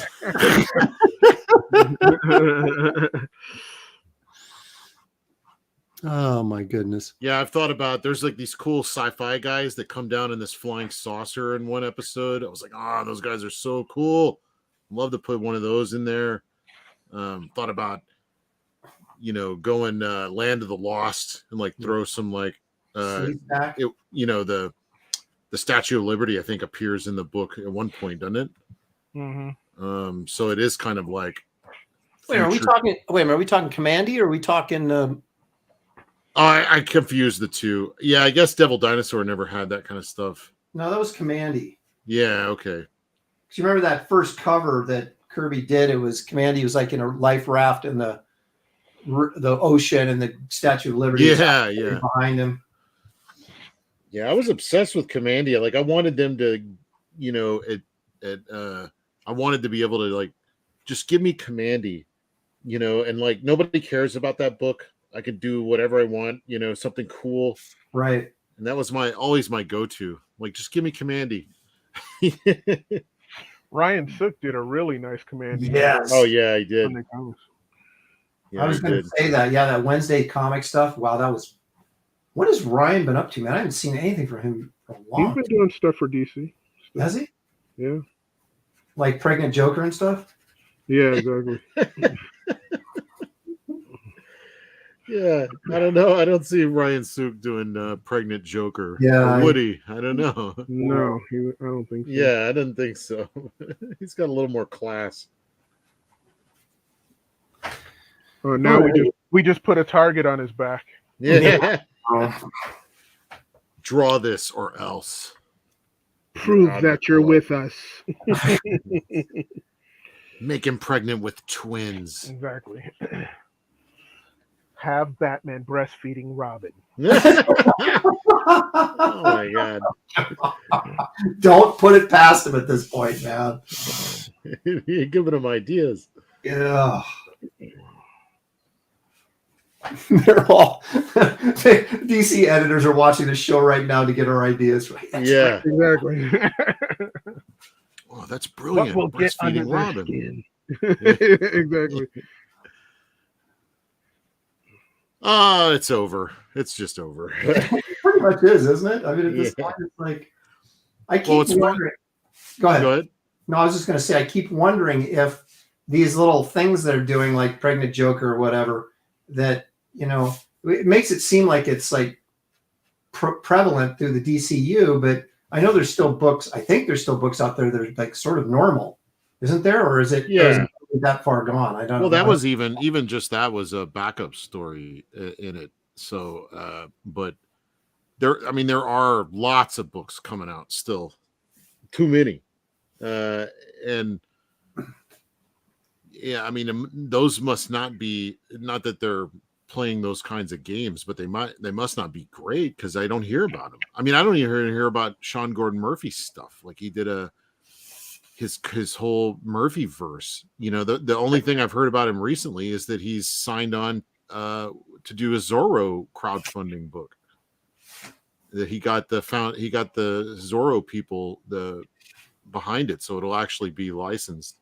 Wait, there's Zorro people? I thought that was public domain. No, apparently for the name Zorro, or you can use Z or GRAYBEARD, maybe. I don't know what you can. I don't know what you can get away with using, but he wants the full package. There. You want the full Hang on, GRAYBEARD? Hang on. I want the full package. What are you talking? No, that's the thing about. I did on one of my Sunday shows a brief discussion about this public domain stuff, and public domain is never what people think it is. No, like Batman, you can at some point you'll be able to do it, but you can only use Batman. You can't use the Batcave, the Batmobile, There's so much that you can't do. And I'm like, well, that's all kind of the stuff that you like, right. Well, it's like there was a big thing not too long ago that the Ditko estate was trying to get the rights to Spider-Man #1 or Amazing Fantasy 15 or whatever it was, because it was old enough that it was going into the public domain or whatever. Yeah. And it's like, okay, so basically that doesn't give you the license to use the trademark Spider-Man logo. You know what I mean? It's like there's all these things that are copyright is not the same as trademark. And even our friends over at Dynamite, had big problems with the John Carter estate. Yeah. Because some of that stuff was public domain, like Princess of Mars, but it was like that particular book, The Princess of Mars, was public domain, but then some of the characters weren't necessarily that appeared in there. You know what I mean? It's just like, it's a really tangled web, and it's not worth getting involved in, I'm still just always of the opinion that we need new stuff. I believe we're like stuck with this, constant rehashing of the same old thing. And that goes for comics too. I got to the point where I'm just like, I don't need another. I think it was when I was leaving Gaijin, and it was right around the time that they were starting to announce that Adam was going to do a Batman series. And this is right after Rizzo did his series. Mm-hmm. And of course, in Rizzo and Azzarello, they have, you get to meet all the usual faces. You got Killer Croc, you got Joker, you got all the same people. And then so when they were telling me Adam was doing one, I was like, sweet, I love his stuff. Well, tell me it's not going to be all the same characters introduced all over again. They were like, yeah, isn't that great? It's going to have Killer Croc and Joker. And I'm like, oh God, that's what they do for every one of them now. I mean, pick one and do something compelling with the one guy. Give me like a really good Mad Hatter story that Adam Hughes drew, whatever. Mm-hmm. But no, they got to throw in everything. I don't know. It's just annoying. They said we're trying to give you something new by having Joker become pregnant. Yeah, right. You demanded it, Kelsey, and they gave it to you. Now you're not. That's exactly what I was saying. You could not have seen that coming. Yeah. And it's the Joker. I mean, they're all wanting to get away from the license, having to the families of these people that created stuff. Well, why don't they just make some new stuff? Mm-hmm. Well, no, because nobody wants their stuff, I guess. I don't. Well, there's, here's the harsh reality of it. Now, I'm wearing a Marvel T-shirt, and my son got me for Christmas, and I get crap from people like, why are you promoting Marvel? I'm like, well, this is like classic Marvel, like when it was good, we all grew up on stuff. It's not new Marvel. But the thing is, I look at these characters all over the shirt, and I'm thinking, Iron Fist isn't necessarily a great creation. Nova's not brilliant. You look at some of this stuff and you're like, what's the difference between that and what we're doing? Exposure, being in the public eye for 70 years makes this stuff popular. And you have to be patient enough to kind of stick with it and make stuff stick by your commitment to it. Mm-hmm. And it's like the Turtles, right? The Turtles, they stuck with it. They kept pushing it, and now the Turtles are probably as famous as any comic book franchise. Yeah, more. Yeah, and that was a brand new thing. The Tick, a lot of people know about the Tick because of, TV show and things like that. So yeah, it is possible, but Marvel, DC, they don't want to spend the time, the money, the effort into promoting new things and making them new household names. Yeah. It's always, and I get it to a certain degree, right? You got to look at the bottom line, right? If something's not selling, how long do you wait for it to catch on? Well, it's just like a lot of young, hopeful creators as well. They want to be good now, like I want to have the best now. And it's like, it takes time, just settle in, enjoy the company of other creators in comics. Become part of the group. Get to know people and learn your craft. Then maybe we'll talk. Then maybe you'll get to be the best of the best. But it's like people, and it's not just comics. It's like everywhere. It's there's a need to do it now without the hard work. Yeah. And there's no way to get around it. I mean, that's the thing. No. It's like, Wraith of God, maybe 10 years from now, actually will be something that people recognize, like if I stay with it, right? You never know. But it's not going to happen if you don't. You can't expect anything to be an overnight success to the point where you're like, oh, I'm selling, 30,000 copies of this just right out of the gate. Well, that's not going to happen. Yeah. But the more it's around and more people see it, the more people will get interested in a particular property, and it gives you a better chance to, do something with it. I remember when I sold 30,000 copies of Bastard Samurai or something like back in the day. An Image character nobody heard about, but that was extremely low for that time. Yeah, right. Exactly. Man, what would you give for 30,000 right now, right? Oh, man, it would be the best thing ever. It'd be like, holy crap, I can retire. Yeah, I know. You sold an indie book and sold 30,000 copies. Yeah. Jeez. So, yeah, I mean, that's why when there's always people focusing on the money you bring in, and that's great, but like I'm always interested in like how many readers we got, like how many people. No, I totally agree with that, because there's a lot of things that go into that dollar amount, right? But the number I'm always looking at is my backers. Yeah. Right. So I got backer retention as well. Yeah, well, I got 2,600 backers on my first campaign. I'm just about 40 under. I've got 1960, I think, right now. We still, probably 6 months to go before the book's done. Mm-hmm. So if I can my goal was to get up to 3,000 backers, because then you got growth, right? Yeah. And, that to me is, you start looking at trying to establish something long-term and some long-term success, rather than just, oh yeah, I made, X amount of dollars on this campaign. Well, 12 months from now, that money's gone and you're doing the next campaign. So it's like, did you do something that's going to make people want to come back? Yeah. The answer of that is no. No. Yeah, I don't know. I mean, in constantly picking up new people as well, just seeing I picked up just in the last couple of weeks, just a ton of new subscribers and people on Instagram, and people just curious, about what's going on over here. What's happening with this guy? Maybe it's something I'm interested in, and then I'll probably lose a bunch of them and then gain a few more, and then you keep a few, and people that are really interested. I don't know. It's always been an interesting dynamic.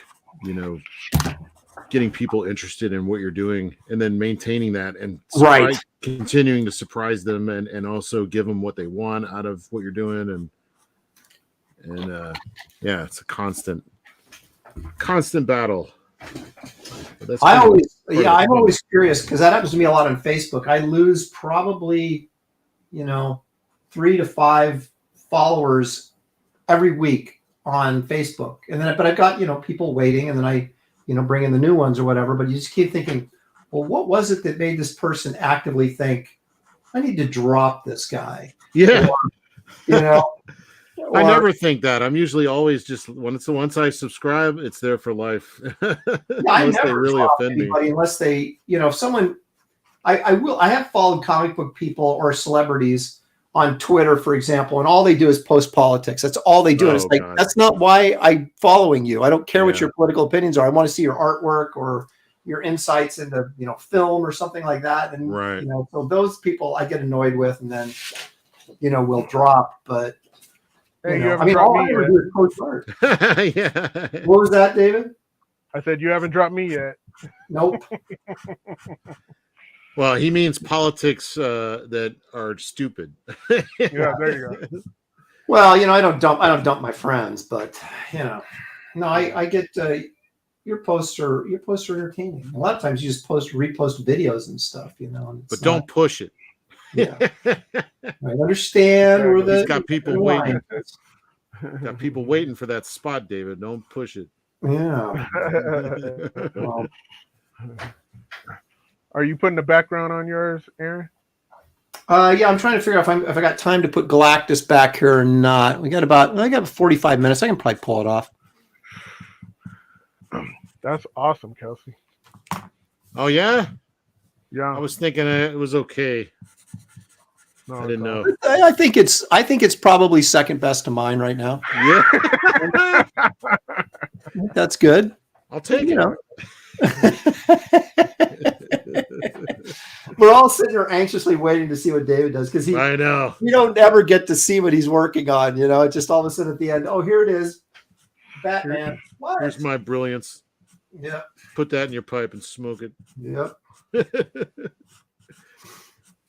Yeah, I don't know. This is one of those where I'm like, I'm gonna wait until I get some color on there because I think that pop of red might really help. It's better than one last week, so I'm fine with that. Well, that's all we want to see is improvement from you, Kelsey. Yeah.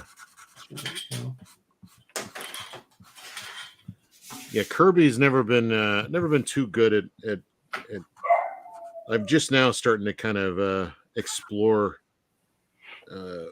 Kirby stuff and trying to incorporate some ideas into my stuff, but it's still really like new. So this is kind of fun test. You guys are gonna love next week. I'll tell you at the end of the show what the choices are going to be for people to vote on. Trying to think what would give me a leg up. Well, actually, this is gonna. Now that I think about it, it's probably gonna give David a leg up again. Oh man, I got to start gearing stuff towards us, so we have a little bit of an advantage instead of the other way around. Yeah, Silverhawks, Thundercats. Oh, I want to do that.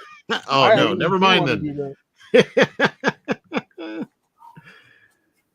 Now, what we'll get David is when I go to the somebody suggested Lord of the Rings. So one of these weeks we're going to do between Narnia, Lord of the Rings, and then I'll put another one in there, and then whoever, and of course Lord of the Rings will win, but or maybe Dark Crystal, Lord of the Rings. Oh, there you go. That's cool. Yeah, something like that. But still, Lord of the Rings probably win. Yeah, that's true. Although drawing those Muppets is always a good time. Yeah. Dark Crystal. I've never drawn them, but I'd have to draw my favorite thing is the beetle things, the warrior beetle. Oh yeah. I'd have to draw one of those guys. My wife absolutely hates that movie. So every Why? time I can do Dark Crystal or kind of get under her skin, I'll do it. Is it the creepy factor, or is it why does she not like it? It's creepy, weird Muppet looking things and just stuff. I don't know. Did you guys watch that Netflix series? No, I missed it. I couldn't get through it. Me and my son watched it. It's just every time Shelly'd come down, she was like, "Yeah," it was creeped her out. Really, more Skexy action. Oh yeah, well they were creepy. They're supposed to be though. Well, that's the thing. I don't know that it was necessarily all that great, but I just like the puppets. I like the design of the creatures and stuff. World building and it's kind of like watching those Jurassic Park movies. They're not great, but the dinosaurs are cool. So you watch it anyway.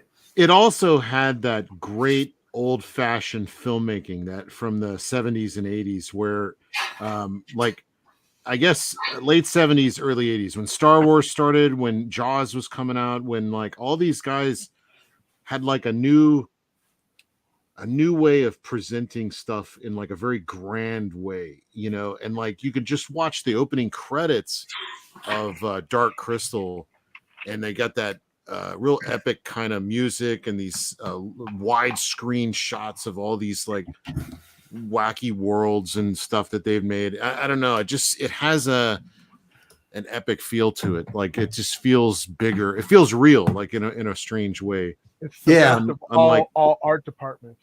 Right. Yeah. Hal Comics says the puppet show within a puppet show is a neat scene. I agree. When we had the puppets doing the puppet show to tell the history of they went up into there was like an old one of those old guys, the old wizard guys was up in this cave or something. What are they called? And I think he was like a Skeksis, and then there was like this old wizard guy, and they had teamed up or whatever. And then they did this little puppet show to show the Gelflings and everything what the history of what had happened. So that was really cool. And puppets doing a puppet show. I wanted to see it because I like that director he's like a French guy. He's made some pretty good stuff that I like. I think he did Mirrors, like a cheesy horror movie about mirrors. Well, it's called Mirrors, I guess. Yeah, I think that's the same guy. He did High Tension, another like horror movie kind of. I think that's the same guy. Chat would know. Did you guys ever check out that Solomon Kane movie? No, never got released here in the States. No, my son had James Purefoy. Yeah, James Purefoy played Solomon Kane.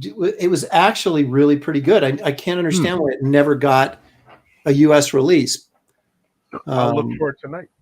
Yeah, check it out. There's some. The special effects are good enough. I mean, it was really. I think it's solid, but Shadow's Pawn is on my side. I said I like Solomon Kane, so there you go. Yeah, I never saw it.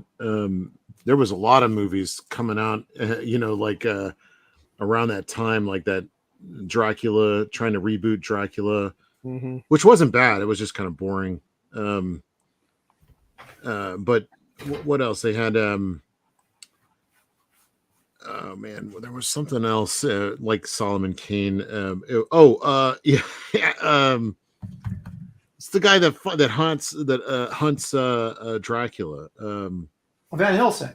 Yeah, Van Helsing. Yeah. Did you see that movie? Yeah, it was Hugh Jackman, right? And it had the Hugh Jackman. All the monsters in there, right? Yeah, I want to see it again because I'm like, maybe it's gone so far now that it's hilariously bad. Yeah, it's too bad. We've just had some like straight up bad movies, so like I'm wondering if we can like watch that now as like funny bad, not just offensive. Yeah. Well, that's a prime example of like you talking about is like, okay, let's throw every freaking monster in here, Yeah. You could have, if you wanted to do like a series of Van Helsing movies, just have them tackle one monster at a time, right? For each movie kind of thing. Yeah. Yeah. I don't know. Yeah. I mean, like, like a real movie. Yeah. Do a real movie. Now it's kind of like a video game where you're like, okay, we got Captain America, and what are his villains? All right, now one at a time, he's got to like take them out. It's like the Sinister Six, man. Spider-Man. They didn't. He had to fight all of his villains in that one big annual. Which was that in a movie? No. Well, not yet. Not directly, but yeah, there was like it was a Ditko annual. It was the first Spider-Man annual, where the Sinister Six first got together, and they all decided, we can't beat Spider-Man alone, but together we could defeat him, kind of thing. And what's funny about the story is they all end up fighting him separately, and they all get their butts kicked. It's like one at a time. It's like Game of Death. He has to go into each room, and there's a Sandman's waiting for him, and then after he defeats Sandman, he has to go Doc Ock, and it's like, okay, so they didn't learn their lesson. No. They still didn't team up. So, but it's good Ditko fun, classic, Marvel stuff. So, yeah. All right, I'm throwing Galactus in here. All right. Are you putting a big Galactus hand in there? Yes, if I can kind of fit it in behind the surfboard. You should put Nova and Terax the Terrible. And, No. Oh, what? No, okay. Kirby didn't create those. No. I liked Firelord. I thought he was kind of cool, you know. Oh, he was awesome. Yeah. But that was the only other Sentinel that I kind of liked was Firelord. Hey, wait, go close up on yours, Kelsey. I mean, Huh? on Aaron. Go close up on your piece. Oh, how close? Like full screen, you mean? Ours. Huh? Yeah. See, I was trying to figure out how you did that gray. I thought you dude. did it with marker, but that's crazy. No, it's cross-hatching, dude. Yeah. It's cross-hatching, Holmes. I'm going to put some gray in there too, but let's see if I can get Galactus done first. Hey, that looks great. Thank you. Shoosh. I don't really, I'm not, see, David does dynamics super well, and that's not really my thing that much. I mean, I do it okay, but so I'm really kind of pushing it here, and I'm thinking, I could have made that thigh bigger. I could have done this, and whatever. All I have to do is be better than Kelsey, and then I'm not too hard. Yeah, I just got my Sharpies. I'm happy. I got to pull up some Galactus reference. Maybe I'll get my giant Kirby book over here from the bookshelf. Dang it, Kelsey got to his Kirby dots before I did. I didn't put my energy in either yet. That's what's going to make it come alive. I'm already ahead of you. Got my Kirby crackle happening. You think he didn't use a Sharpie? He used a pencil, but like, do you think he was ever inked and somebody used a Sharpie on his stuff? They even have Sharpie when they were inking him. Yeah, they didn't. They didn't? Yeah. No. But I mean, some of those guys, look like they inked it with like a stick dipped in ink, so like some of those guys just were unmerciful. Like, who's the classic one that everybody thinks just erased art from him and Vinnie Colletta. Yeah. Is he? You guys, what do you think of that? Do you think he's hacked it out, or because I know some people are actually a fan of Colletta, so find them and burn them at the stake. No, Colletta was the reason you knew Colletta was a hack was because he actually did do some nice work, but most of the time he didn't. And so, yeah, I could tolerate him over Kirby on Thor for some reason. I don't know why, but Larry Hama has a great Colletta story. I was working with him in New York, and we were walking to get a sandwich. He was telling me all these great stories in the past, and he said there was one time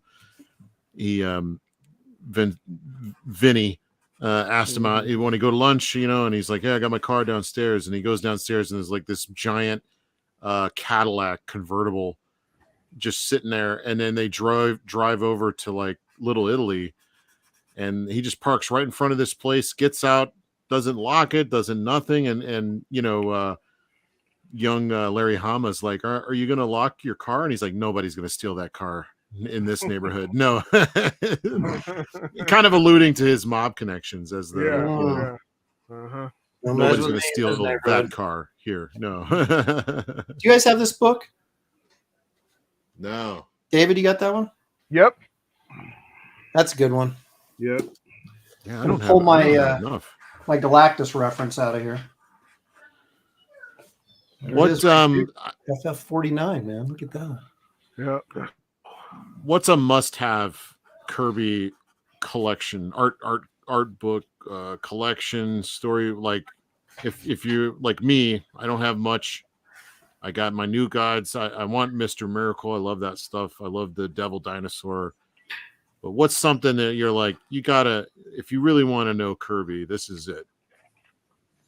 You got anything like that? New Gods? Maybe. For me, Jimmy Olsen, our pal Jimmy Olsen.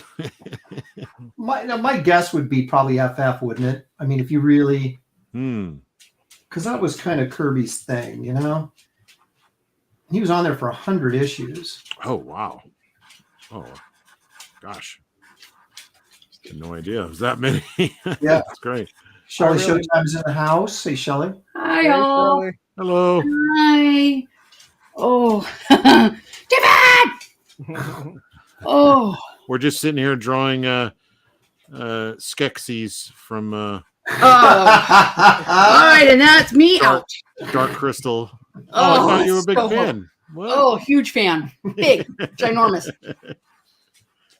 Oh. What are you owing about? Did you just eat like a big ham sandwich? What's going Well, she just got back from teaching school. Yeah, he went back to work Oh. today. Okay. Oh, yeah. wow. Holy Gosh. cow. Were they happy to see you like crazy? Yes, it was really That's nice. The kids That's were awesome. awesome. And had a Was great this time. first day after the holiday? First day after I've been out since Oh, early okay. October for Yeah. cancer treatment. Oh, okay. So You yeah. get lots so of cards and stuff. Were they have? holy cow. Well, Yeah. some parents delivered presents before break, and then when I got there today, there was a table full of more presents for me. Oh, really? And my mailbox was full of cards, and so yeah, I'm pretty spoiled. On top of, they did a meal train for 3 months and fed us, and then Aaron turned the camera on. She's like, "Oh no." But yeah, it was really fun because the kids' faces were like, one kid goes, "Are you here or just today?" Oh. And I'm like, "I think I'm here." I said, "I hope so." I said, "But like right now I am." Whoo. Well, of course they were excited. So classroom management was crazy, and then Yeah, I was not excited teaching happening. again. So it was just like blah blah blah blah, and yeah. So I'm exhausted.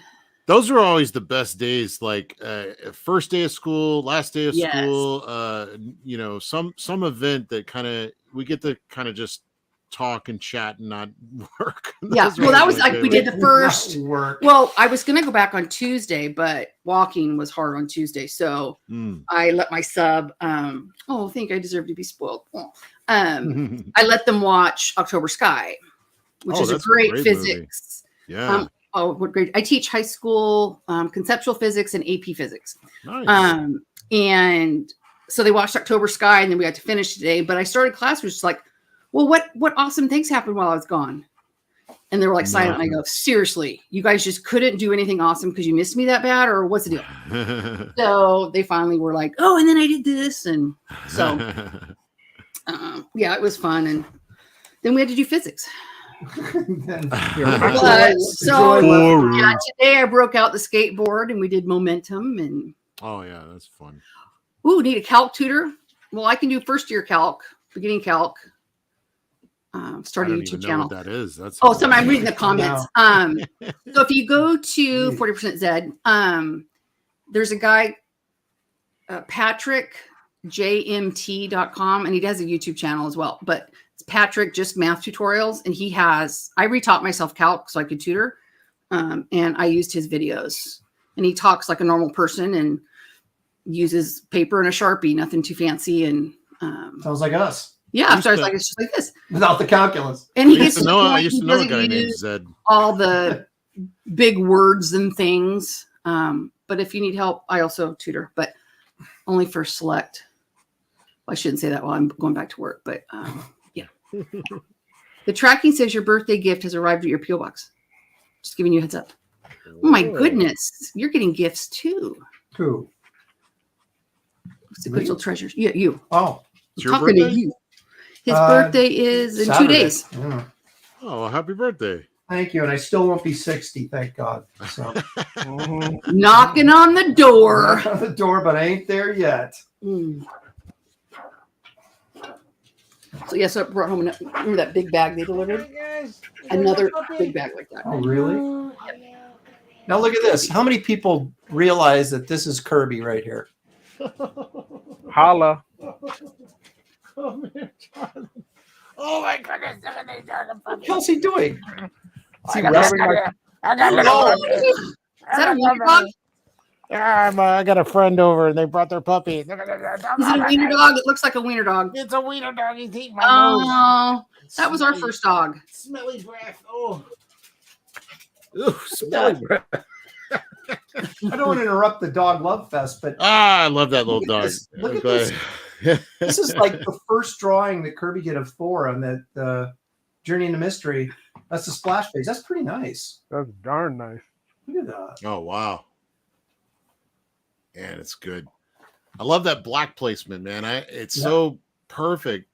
I tend to go overboard and it just looks muddy, man. And I've been looking at a lot of these old guys, how they not just old guys, but just people in general, good artists like myself.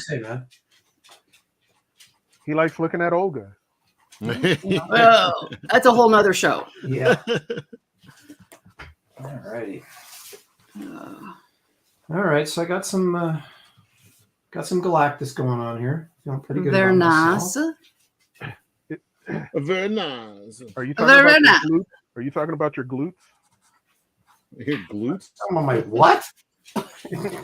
You said you're working on your Galactus. Galactus. Oh, but I don't think I quite said that. I guess you can interpret it that way.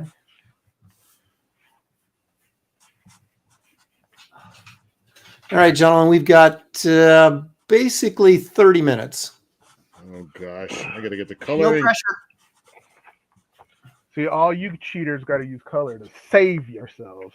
Oh my gosh, look at this. Better hurry up. I don't know. Well, Less see, more drawn. I got pressured into putting Galactus in here. That wasn't my intent to begin with. So well. But I wanted Kelsey to feel like, he had a chance to catch up with me. So, but now he's past me. Look at how inking. He's done with his inking. You're going to start throwing color on there, aren't you, in about a minute? Yep. And I don't need color. It's called the spice of life, David. Adding a little spice of life. Hello, little puppy. How you doing? Oh, wiener dogs are my favorite. Oh, she used to have a whole pack of dogs, and they've all left her. Now she's all by herself. So I try to go and see her every now and then. Yeah. It's my girlfriend. Nice. The wiener dog. Yep. Ours. You do what you can. We had our little Lucy for 10 and a half years. Oh, yeah. Yeah. She was sick most of the time, and that was the bummer. We took care of her though. She was our little fat girl. I love dogs, man, but they're just so they require a lot of attention. Yes, schnauzers especially. Oh my gosh! Is that what you got now? Yeah, we have a mini schnauzer. Yeah, not only do and he's so cute with his little mustache and old man eyebrows, and he has high entertainment value, but he also has high bark value, as you guys. Oh God, yeah.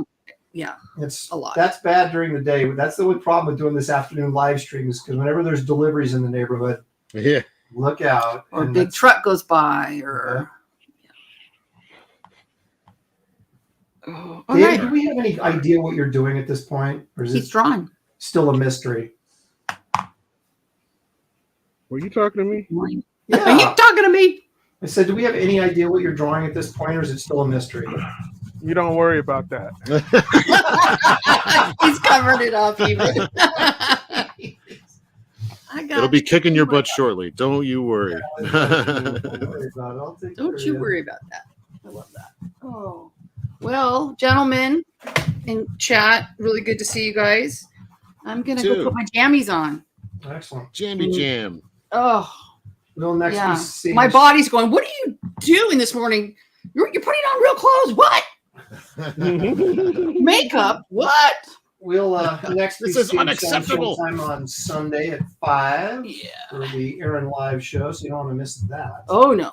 And have more Bigfoot stuff. We're just bound and determined to find him, apparently. Yeah. I'm right here. Videos. Right here. Right here. He's drawing a devil dinosaur. It's right there. Oh, hey, leg kick. Oh. Fritzy Schnitzel. Love it. Oh, women who can do calculus are hot. Well, we'll get back to you on that one. Yeah, that wasn't the first thing that attracted me to Shelly. Of course, that wasn't the first thing I knew about her either. Though. No. And then you went, oh, she's a math geek. I was like, calculus. I was like, can you help me with my homework? You weren't that young. No. Now you're dreaming. Oh my gosh. Geek Avenger. Hello. Oh. You can make her into a team. You can make a legion of superheroes character. Calculus. That's awesome. Although my superpower would be crying, because that's all I remember of calculus in college was crying. That's why I had to reteach myself, because kids were asking if I could tutor calc, and I was like, oh, calculus makes me cry. So that's why I watched that guy's videos. He actually wrote one of the calculus for dummies solutions or something. So anyway, all right. I can't believe I've been vertical this long. Wow. Oh. All right, here we go. Right. Color. Oh. I have no idea if this is even the right red. I kind of feel like I should get extra points for adding Galactus. Nope.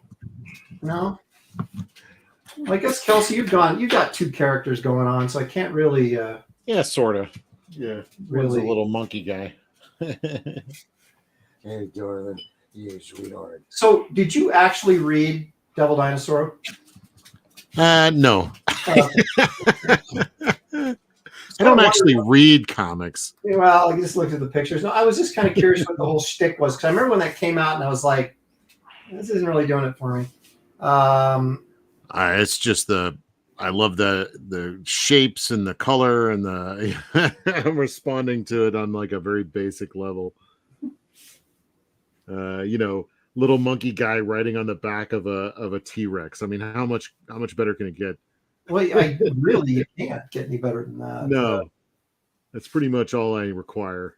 I'm a simpleton. No, you said you almost did Machine Man. Are you sure Kirby created Machine Man? Well, it came out of 2001. He did that adaptation of. That's right. 2001, and I guess it was Hal getting. I don't remember how it went exactly. Maybe David remembers, but I'm pretty sure that came out of that. Yeah, and then he did Machine Man for. How many issues? It was a bunch, actually. Well, that's right. I got the first issue for that. I keep thinking, when I think of Machine Man, I think of Barry Smith for some reason, but that was later. Yeah, in the 70s. He did that in the 70s or 80s. No, actually, that was in the 80s. Yeah. That's the first time I ever saw him, was that Windsor Smith series. And I was like, whoa, what is this? Yeah. Robot guys. I'm in. Well, that was, but yeah, Kirby's series was back in the 70s, though. Mm-hmm. Right. So Barry did his just did like a 4-issue thing. The Barry Windsor Smith thing. Barry Smith, it was funny. And I guess this speaks volumes about, the industry just, throughout time. But, you had guys like Barry Smith and Bernie Wrights, and of course the two notables that, started off in comics and kind of went there, tried to do comics as fine arts, right? And do the portfolios and the prints and all that kind of stuff, self-published, do all that stuff. Mm-hmm. And then in the 80s, they both ended up back in comics. Yeah. You keep wanting out and it drags you back in. Yeah. Well, it just goes to show you what an absolute grind producing your own stuff all the time is, right? Because you have so much responsibility, and you kind of you think those guys were probably like, geez, I just want a paycheck, mm-hmm. Just want to do a paycheck and just turn the work in.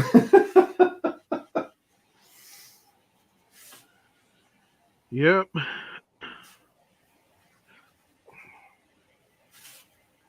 But not me, not anymore. I've gone beyond. There you go.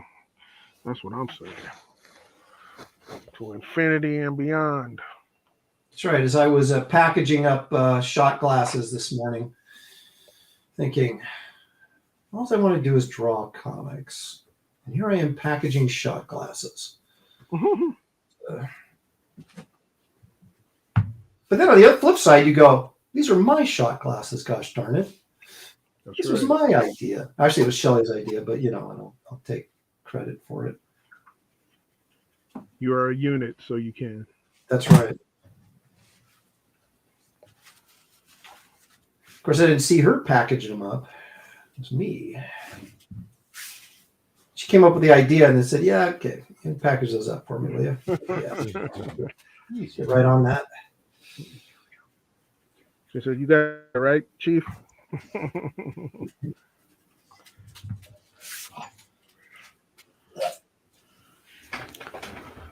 Now I got dogs. So, I wanted to bring this up to you guys because we talked about it a little bit. Kelsey and I did in the message room, but we need to find a permanent date or time or day, I guess, for this show. I was thinking Wednesdays at 1 o'clock is probably the best. Or is that cool with you guys? What's wrong with this day? Well, Kelsey's got, what do you got, the Jack show or something? Yeah, not until 10. So, Yeah, you know, and he's not drawn on the Jack show. well, it still takes a lot of mental energy. Oh, that is true. That is true. It just depends on if I'm actually doing it that day, because then there's a lot of prep, just kind of getting. What would you guys prefer at this point? Like Wednesday or Thursday is probably the best day. I don't think Friday is a good day because we butt up against Friday Night Tights. We go over, and then that's also, is it the Jack show or is it Ballers is Friday night? Ballers, yeah. Yeah. So Wednesday seems to be the day that doesn't really have any serious programming going on. Well, I guess it's Wednesday. David's got nothing going on. He could do whatever. Well, let's just say we'll plan on Wednesday, but if something comes up at any given week and we have to move it, we'll move it. But let's try and shoot for Wednesdays and get our regular time slot. I mean, we have a really nice crowd in here right now. We have 100 and almost 50 people watching right now. Hello, everybody. It's pretty good for an afternoon stream, and it's so difficult at night because so many people are streaming now. It's like you're always running into competition. Yeah. And I know Ethan's not going to be streaming this early in the day because he's probably sleeping because he stayed up all night. So I don't know. Sometimes he rounds the horn, comes in the morning, just stays up. Yeah, he's like Terminator. He goes forever, man. Yeah, he can when he's on a roll, man. Some of these. What's funny is like when I go to sleep, and they're waking up and starting their day when I'm going to sleep, and so and I'm one of the only ones on Jack show that's like more of a morning person, I think. So I'm usually like dying like about halfway through. About 2 hours in, I start yawning. Well, it's like I just think it's crazy because I'll stay up till midnight or whatever, but that's 3 a.m. for you guys on the East Coast, and it's like you got Shane and those guys mailing, they're up till like 3 in the morning. I'm like, geez. Well, no, that's morning for them now because they stay up till super late and then wake up at noon, 1:30 in the afternoon. They're crazy. Yeah, I can't function that way, man. I got to get up and I don't get up super early, but I'm like, I got to get work done. If I sleep in, I feel like my whole day's shot. And then it's like, then by the time you do email and you do your promotion and all that kind of crap, it's like, I still have to draw, I still have yet to. I'm working on my schedule where I have, built-in time to actually draw something. It seems like right now I've just been doing live streams and hanging out, and but I want to get my own video stuff going. Once I get, this live stream we're gonna do this until we get tired of it. I'm committed. I'm gonna do We Love Comics over on Patrick's channel. I'll occasionally go on the Comicsgate live or just Ethan's show or Kings or what have you. Those always have a lot of people, so I don't feel like I have to go to one of those or another. especially if somebody else is selling something, I want to save that seat for somebody that could use it, you know. But what else? I got Jack Show Thursday, and on Sunday I do Super Fun Sunday with Richard Friend. So busy. What time do you do that on Sunday? Usually at like noon, around Okay, noon. so you're before me because I don't go until 5 Pacific, so you guys are done. Yeah. Yeah, we So need like a TV guide for and get everybody on a schedule and where they're going to be. That way we don't overlap. But in a way, that's kind of part of the fun. I remember that being a thing where people were accusing Ethan of like streaming over them. And he doesn't do all the time. Well, because he just does it when he feels right.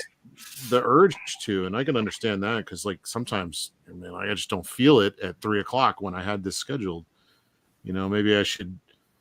Do I muscle through it, or do I do it when I'm actually entertaining? Or well, yeah, but see, the thing with me is, and again, I know it's the Wild West, so whatever, but it's like I picked Sunday at 5 to do my show like a year and a half ago because no one else was doing anything on Sunday. Oh yeah. Right, and so now Ethan, I could watch my channel, have like 120 viewers, and suddenly it'll drop to 60, and I'm like, oh, Ethan just started. Well, you just have to be more entertaining. That's right. Well, that's fine. He can bully me. He's the big guy on the block, man. It's like, that's the way it goes. Well, I mean, it's sometimes it's kind of fun because you got lots of different people streaming, and there's just more choice, for the viewer. Right. If you get bored with one thing, you move on to somebody else's. Yeah, potentially. Yeah, you can have just more to watch, but. Phil Diaz and those guys, they set up Phil's like the first show of the night, I think, on Friday, and I don't know if he's still doing it, but for a minute he was he had like a little TV guide thing set up, or like at the very beginning there was like a little image showing it right now it's this show, and at 9 it's Ballers, and it had like a listing of what to expect that night.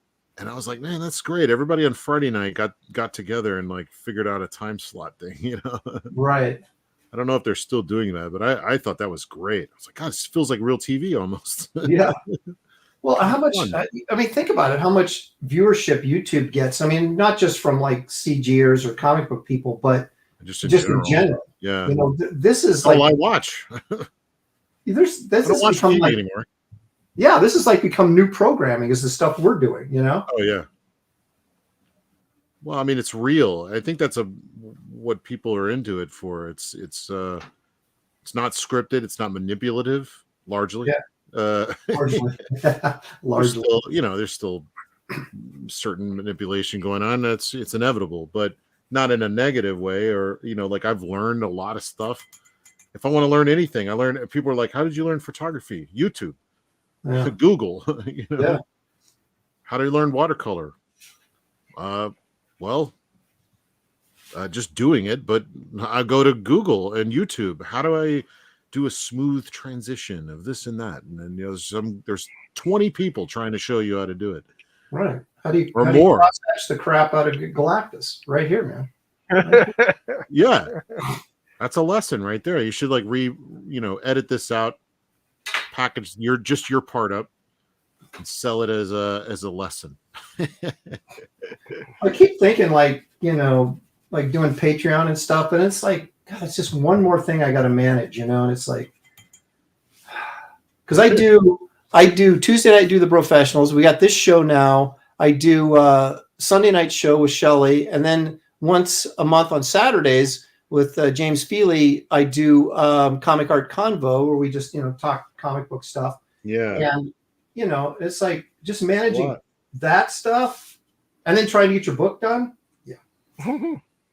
Yeah, I've been thinking about like what I'm going to do is like just kind of focus on, other than work, having doing a few live streams like this one, have some fun, be able to hang out. But then when it comes to like advertising, I'm going to be very like pointed about it. Like I think I'm going to start several months out and I'm gonna increasingly pump up the excitement factor. Start slow and build it up, and then do the launch, and then you know what I mean, like just a more concentrated form of advertisement, like the way that Hollywood does it, when they'll start TV ads, then you're certain the trailer 2, they go for broke, and they really make it an event. It's like, okay, well, instead of like just always talking about it willy-nilly, it's like I want to make a little plan, and figure out my strategy for rolling it out in a fun way, in an effective way. This is going to be what's it called? Shank. Which sounds silly every time I say it, but it's fun. It'll be fun. Shank. Yeah. What is this? Caleb Reynolds says CG is on for at least 12 hours a day. I love it. Yeah. We're like the new addiction, man. Is that all? 2 hours? I thought it was way more. Oh, he said 12. Oh, 12. okay. Yeah. Sheesh. Yeah, totally. Still feels like more. Yeah. Drawing for Fun and Profit says CG has created. Shut up. CG has created an almost 24/7 comic convention on YouTube. That's really true. That's great. High Rule Guy says, if Aaron do cool draw stream like this and read my chat sometimes, I'd be here for his channel. Thank you. Wow. I do what I can. Trying to draw. Look at Kelsey dropping the color, man. Oh man, the pressure is on. I'm going to kill my dog again. How many lives do dogs have, man? You must have like a whole bunch in storage. Like, kill this one. Next. Well, they say these type of dogs are really great for seniors because they bark at freaking everything. So like no one would ever sneak up on you. They also make a great kickball. Exactly, when they bark too much. Boot. I'm calling Peter on both of y'all. I laugh at PETA. I laugh at this. Did you see? Oh, okay. Talk about off subject, but some of the PETA weirdos got. There was some photographer had taken a picture of some monkey out in the jungle. This was a couple of years ago, but they tried to sue him and get the copyright to give the copyright of his image to the monkey. I'm like, are you freaking kidding me? Nope. Come on. Crazy. I mean, that's just sorry. I mean, I'm an animal lover too, but come on. They have no rights. I know. It's like, they don't. I can take a picture of a monkey if I want to. In fact, I'm going to show pictures of a hairless chimp on my YouTube channel Sunday night. So tune in for that. Okay. A hairless chimp? Yeah, man. You wouldn't believe how freaking muscular those things are, man. They are scary. And you know what? There's not a very good flesh tone in colored inks. Like, what do they do to create flesh tone? Is it 2 colors? No. Can you get a burnt sienna? Get a burnt sienna and water it down, and you'll get a perfect flesh tone. I got sepia, burnt sienna. I probably have Burnt one. sienna, dude. That's what you need. Gotta have burnt sienna. I got terracotta. How come I don't have a burnt sienna? That's weird. I don't know. That's like a go-to, man. I guess I can use brown with a little yellow. Well, no, don't use yellow. You get jaundice. Put a little red in there. Put a little red in there or orange in there, and then water it down. All right, let's try that. Let's try. My inks are all punchy. Water it down. He's trying to ruin you, Kelsey. Watch out. No, is he? I speak truth, man. That's bright red. Tangerine. Oh, tangerine's kind of a fleshy There color. you go. We had a president that color. Orange man bad. You mean rad? Okay, guys, 5 freaking minutes. Are you serious? I'm serious. Dang. I should have looked at reference because I colored a lot of flesh parts, like pardon me? What? Hey, color parts. what are you saying exactly? I didn't realize that Moon Boy had flesh parts. Well, but I think. Oh yeah, you're right. You're right. I was thinking, wasn't that blue? But you're right. The hair was blue. Then he had like fleshy hands and face. Fleshy hands, probably feet too. Yeah, he did feet. Dang it. Disqualification, man. If you can't get the character right, dude. Oh no. You're out of here. We don't go for that. Oh, this is Kelsey's interpretation. No. I'm even doing it in colored inks. There ain't no going back. Get the white out. No, they're screwed.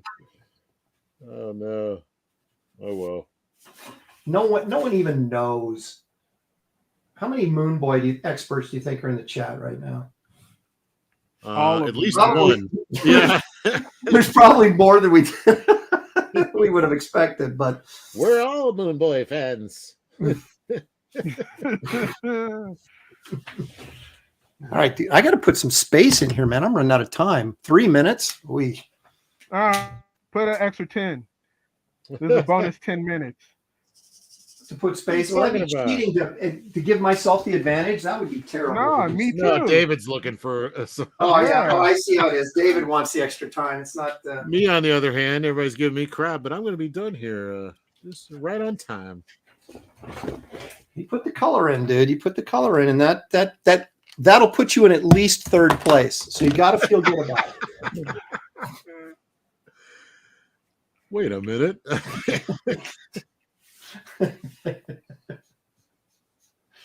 Yeah. Okay. I got time for some shadow work and some second level coloring. Maybe a little rim light there or something. Oh, I forgot his tail. Yeah, I got to do his tail. He has a tail? Yeah, Devil Dinosaur. Yeah, tail. Oh, Devil Dinosaur has a tail. Yeah. Did you forget to draw it or just forget to color it? No, just color it. Dude. You wish I forgot to draw it. It's like now you got to use the white out, man. Put the tail in. Man, red makes me wonder, like how they colored some of these comics with ink. Well, they did the guides, but like when they do the half percentages where they're like use 50% whatever, you're mixing that crap with water. How do you know if you're getting exactly 50% of that color? Is that just a guesstimate that they're doing on that? I never understood that. Well, are you talking about when they colored them for the CMYK? Yeah. Well, it didn't matter if your color on the board was accurate as long as you gave them the right number. Yeah. Right. So it's like, you could say it's 50% red and you just kind of put a pink on there just to kind of give them an idea, but you give them the CMYK number and that's what they're going to use. Okay. Because we have those big, I colored one job. And why even bother? I mean, why not just put the code on there and not worry about the... Well, because I think people had to sort of see it. You know what I mean? As a colorist, you're like, I want this to be pink, but until you put it on there, you don't know. I mean, maybe somebody does if you do it enough, but like Marie Severin probably. But man, she must have done thousands and thousands of these. But I colored one story. Husker, shut up! I colored one story, and it took me so long. I was like, it was like $20 a page or something, right? It took me longer to color it than it did to draw the stupid book. And I was like, I'm never doing this again. I don't know. I really enjoy it. I like coloring, but it's like, man, not if I'm, getting $20 a page. It's giving me a day to color a page. That's true. You got to, at some point, man, you got to factor in the economics of it all. I would just color my comics like this if I thought it would sell. I think it would sell to more of a limited audience, but I mean... Why do you think that?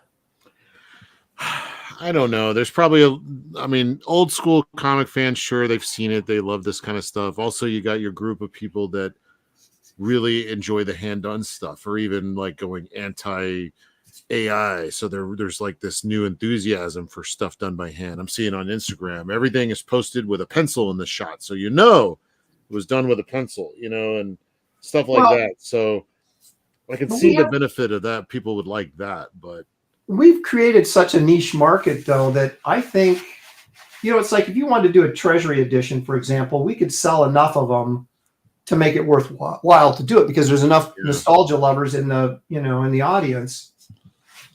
If we could figure out the shipping cost, which is the nightmare for those. But I mean, I think if you do something like that, I mean, look at the Weird World stuff that Buscema, Nebres, and Peter Ledger did, back in the 70s. That was all hand colored.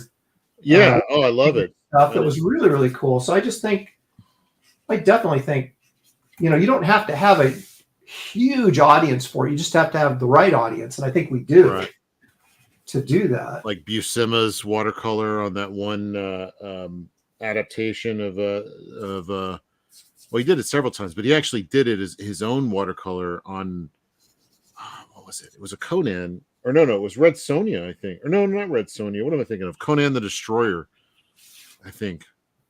He did his own like watercolor on one of those. Wait a minute. I didn't know this. Yeah, it was great. I mean, it's just. Was this a magazine or exactly what it needed to be? Gosh, man, I don't remember now.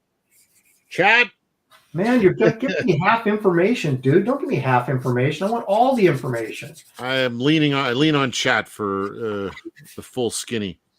But yeah, I believe he did an adaptation for Conan the Destroyer, and he actually did the painting of it. Hang on a second. You're talking about the movie? Yeah. Okay, that was a giant size. That was a regular size comic. No. Yeah. Wait a minute. That might have been a magazine. Hang on. If that's the one I'm thinking of, that's the one he did a hand color job on. Okay. Like watercolor. Sean here, Shelly says, "I'll buy anything Kelsey does." Yay! Hey, there's one. You got one sale right there. I got one fan. Thank you, Shelly. Caleb Reynolds says, "I never thought I would join in the culture of art and it being comics. This past year, I got back into comics. Seeing all CG creations is amazing. Tells me the culture war hasn't been lost yet. Well, we're trying. We're trying to hang in there."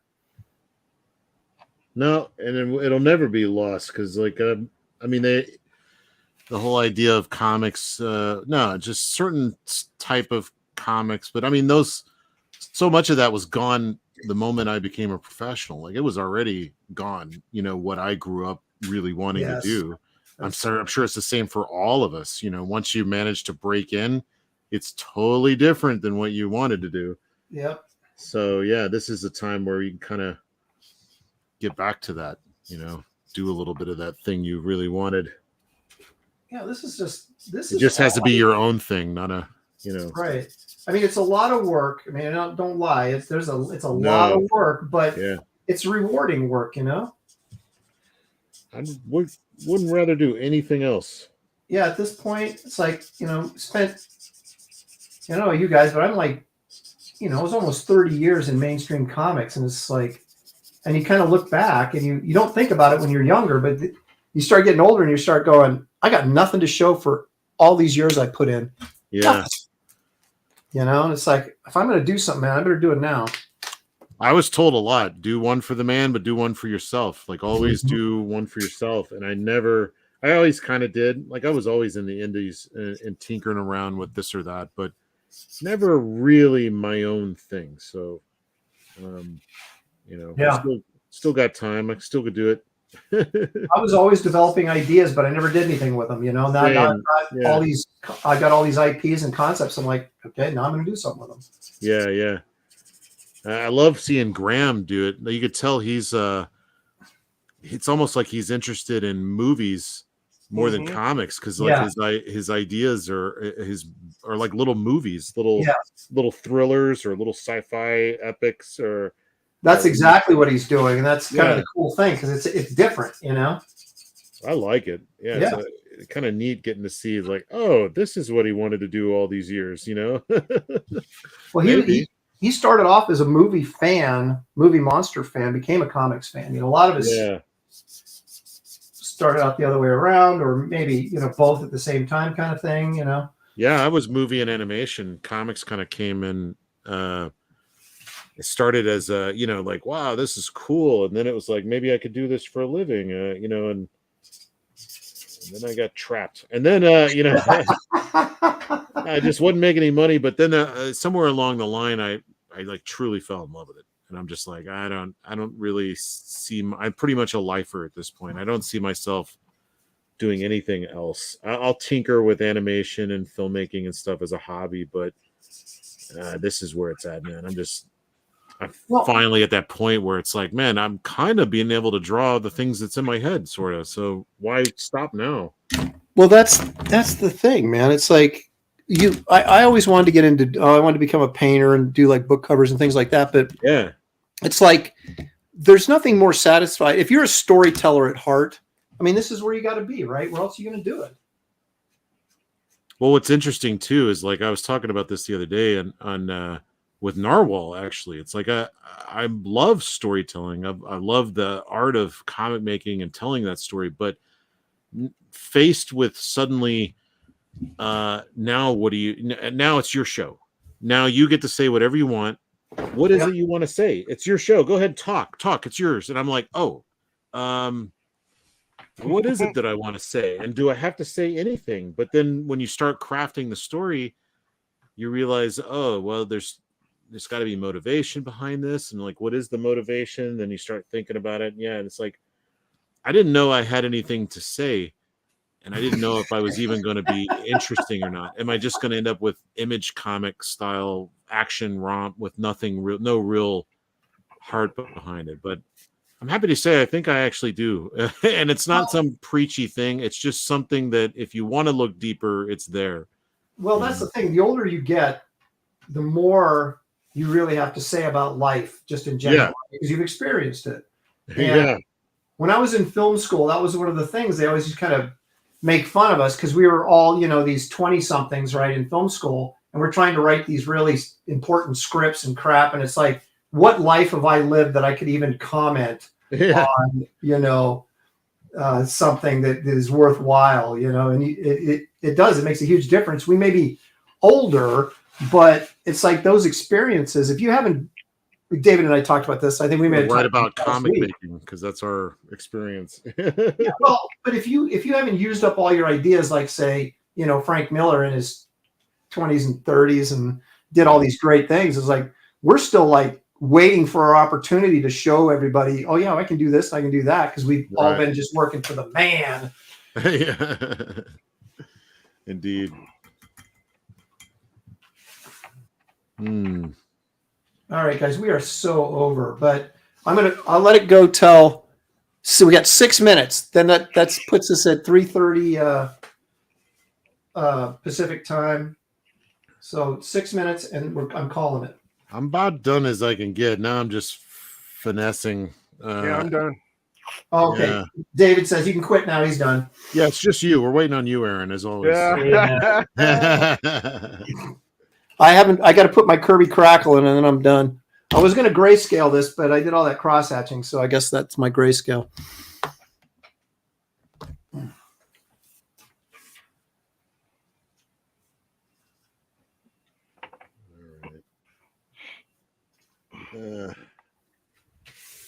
This is almost like a color guide because of how sloppy I'm doing this. I'm just trying to get it done fast. Dude, it's live art. Yeah.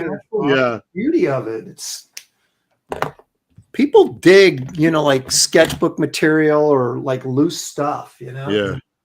You can really see the mind at work, and how you work through processes to get to a point. Nothing much going on anyway. All right, I'm calling it, man. I'm going to sign this sucker and say I'm done with it. You said you're done, David? Yep. All right. Yeah, I'm done. Yeah. All right. I will. I'll go ahead and show mine first. You guys gather yourselves, and we'll do this one at a time. All right. So here's my crazy Silver Surfer. me see. Find my screen. Got a little Galactus going on down here. Oh, nice. That is awesome.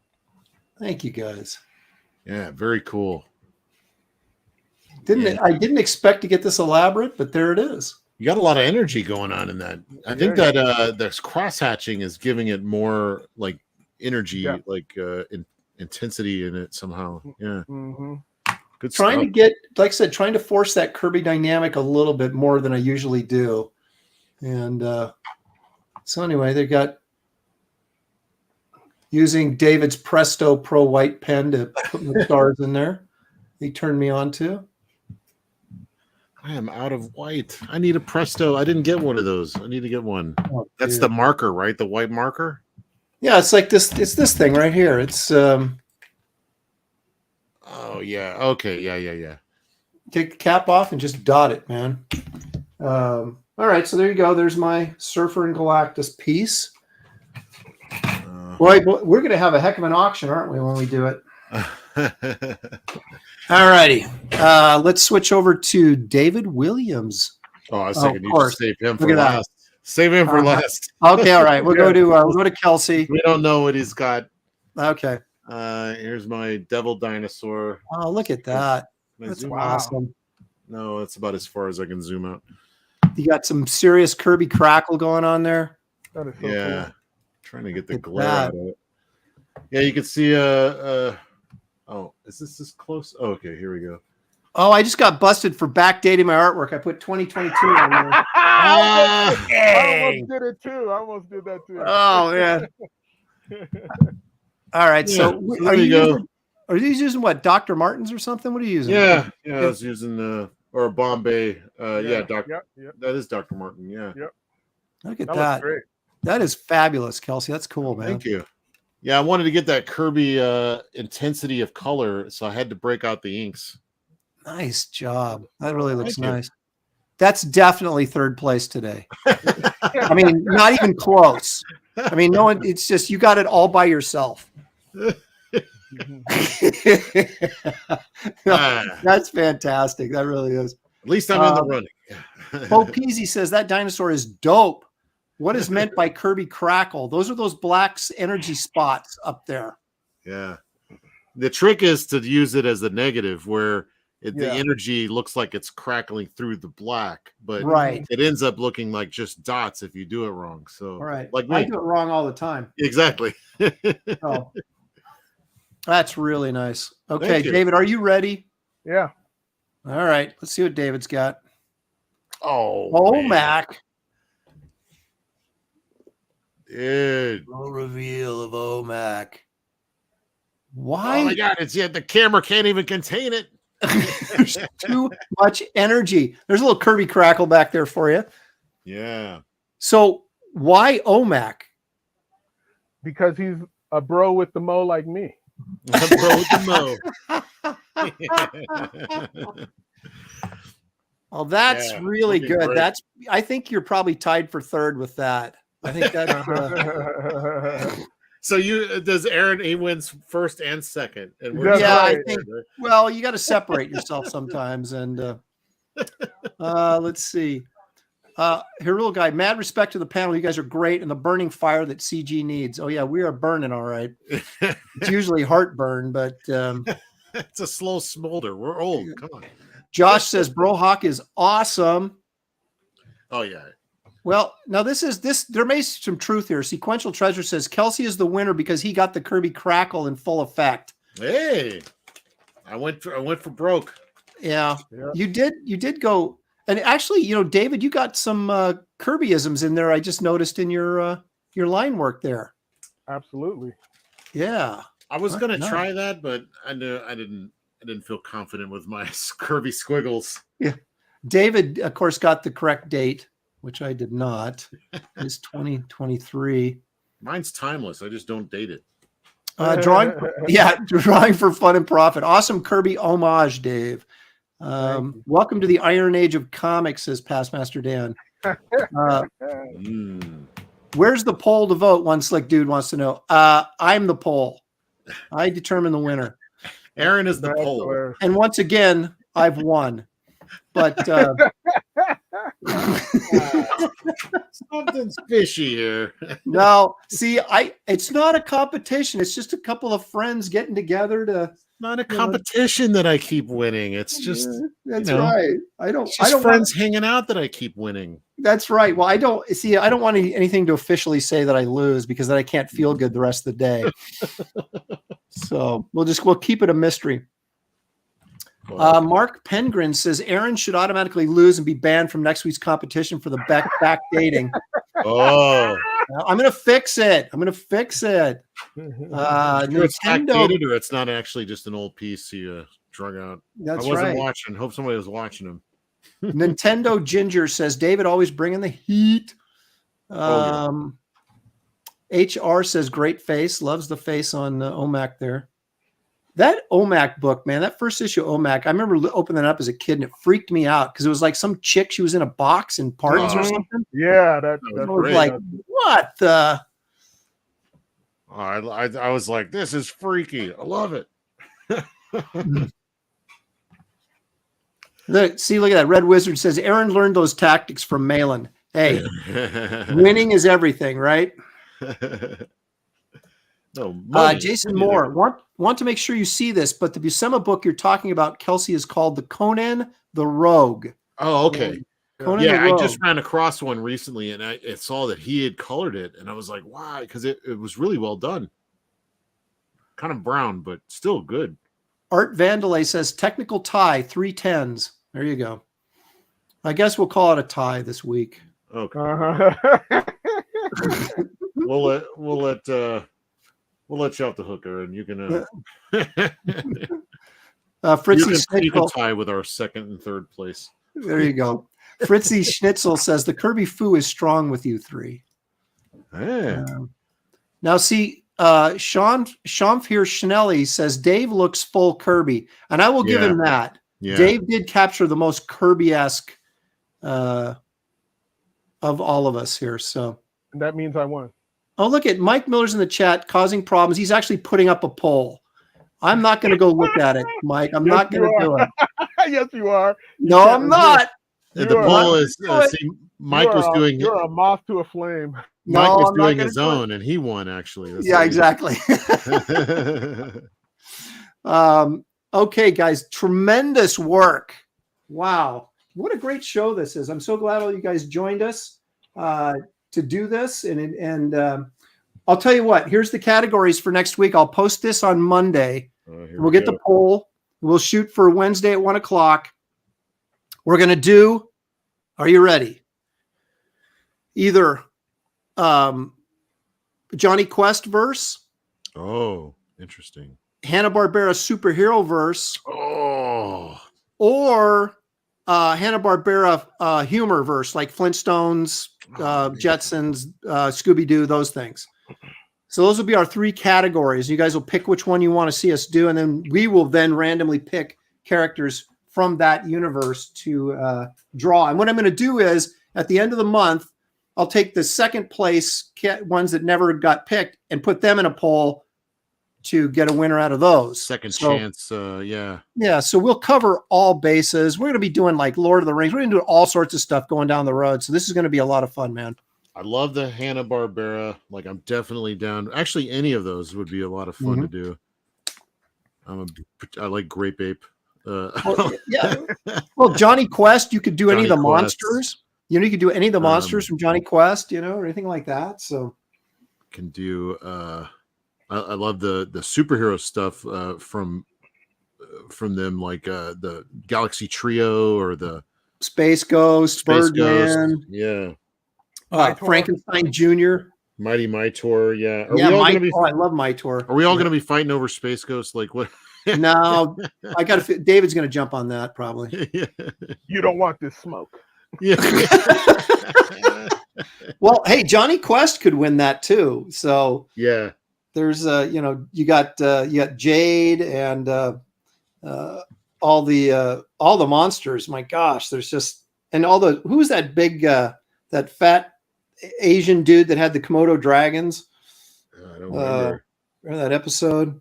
And there was that old dude in the wheelchair, the pterodactyl. Remember that? My gosh, there's just Invisible paint monster. That's perfect for Kelsey. I just wanted that airplane they Shazam. flew around in. Yeah. Yeah, Shazam. Oh yeah, that cool. Like it would like lift off. It would like hover and then take off, man. Mm-hmm. The Herculoids, of course. I love the Herculoids. I did some stuff for DC with the Herculoids. So We could do like 70s cartoons, 80s cartoons. Well, I don't know. You probably weren't watching cartoons in the 80s. I wasn't. That was all Thundercats and all that kind of stuff. You had a full-time job. Yeah. Yeah, that's right. I was in college in the 80s. So, but anyway, so that gives you an idea what we'll be looking at. But we'll cover all this stuff because we got to hit Thundercats and things like that. You know, do Silverhawks, Thundercats, He-Man. You know, those different things like that. So there's gonna be a lot of good stuff. We just don't want to. We don't want to keep it. We want to keep it interesting, man. So there's a lot of good material out there. We'll even we got to do a CG showcase one time where we're just do CG characters or indie characters. I think if anybody wants to do like a draw along, if out there, if any artists that want to take a stab at this, I think it'd be fun to go ahead and do it and then put it on maybe the link that you posted for this, to share, and then we could look at them on. Yeah, I could start a new Twitter page for this show, couldn't I? Can you do that? Sure. That sounds like Mike Miller's show. Yeah, and so people could post or whatever. But yeah, Citizen Ronan says Aaron is ignoring the poll. You're darn right, I am. I'm gonna go to it right now. I gotta check it out. It says Kelsey's winning the poll. See, the color might have done it. I thought you weren't gonna go. No, someone in the chat said that. Someone in the chat said that. Busted. You're cold. No, I didn't look. It's not about winning unless I win. Yeah. No, you guys, I know how to do a poll. I just said I'm not doing one, okay? Because I don't want to lose. I'm all about winning, man. Shenanigans. I'm calling shenanigans. Exactly. You're 2020 all over again. No mail-in ballots, dudes. Yeah. Oh, all right. Hey, we've been going for darn near a little over almost 2 hours and 40 minutes. That's what I call a quality show with some quality art. David, Kelsey, thank you guys for joining and making this a special time as always. And you guys in the chat, thank you so much for involving yourselves with us. Yeah. Being part of the show. Spending We your couldn't time do it here, without you. You got anything you want to plug or anything before we go, David? Bass Reeves. Bass Reeves the link is in the description of this video if you want to go over there and check out that campaign. Kelsey, anything? Yeah, we got Jack Show tonight at 10:15. It's going to be on John Malin's channel, I believe, tonight. Okay, there you go. Jack Show tonight. If you, after your palate's been cleansed by this show, you want to get a little down and dirty, that's the place to go. And me. We'll crap right on your palate. That's right. Crap right on your palate. I've got, of course, the Wraith of God Blood Hunters campaign is on Indiegogo right now. The link is in the description of this video as well. I've got a show Sunday night with Shelly, Aaron live at 5 p.m. Pacific. You might want to check that out as well. And please, guys, like and subscribe to this channel right here if you haven't already. And we'll get the poll out, like I said, Monday. And we'll see you guys Wednesday at 1 o'clock Pacific time next week. Thank you all. Ciao. Later.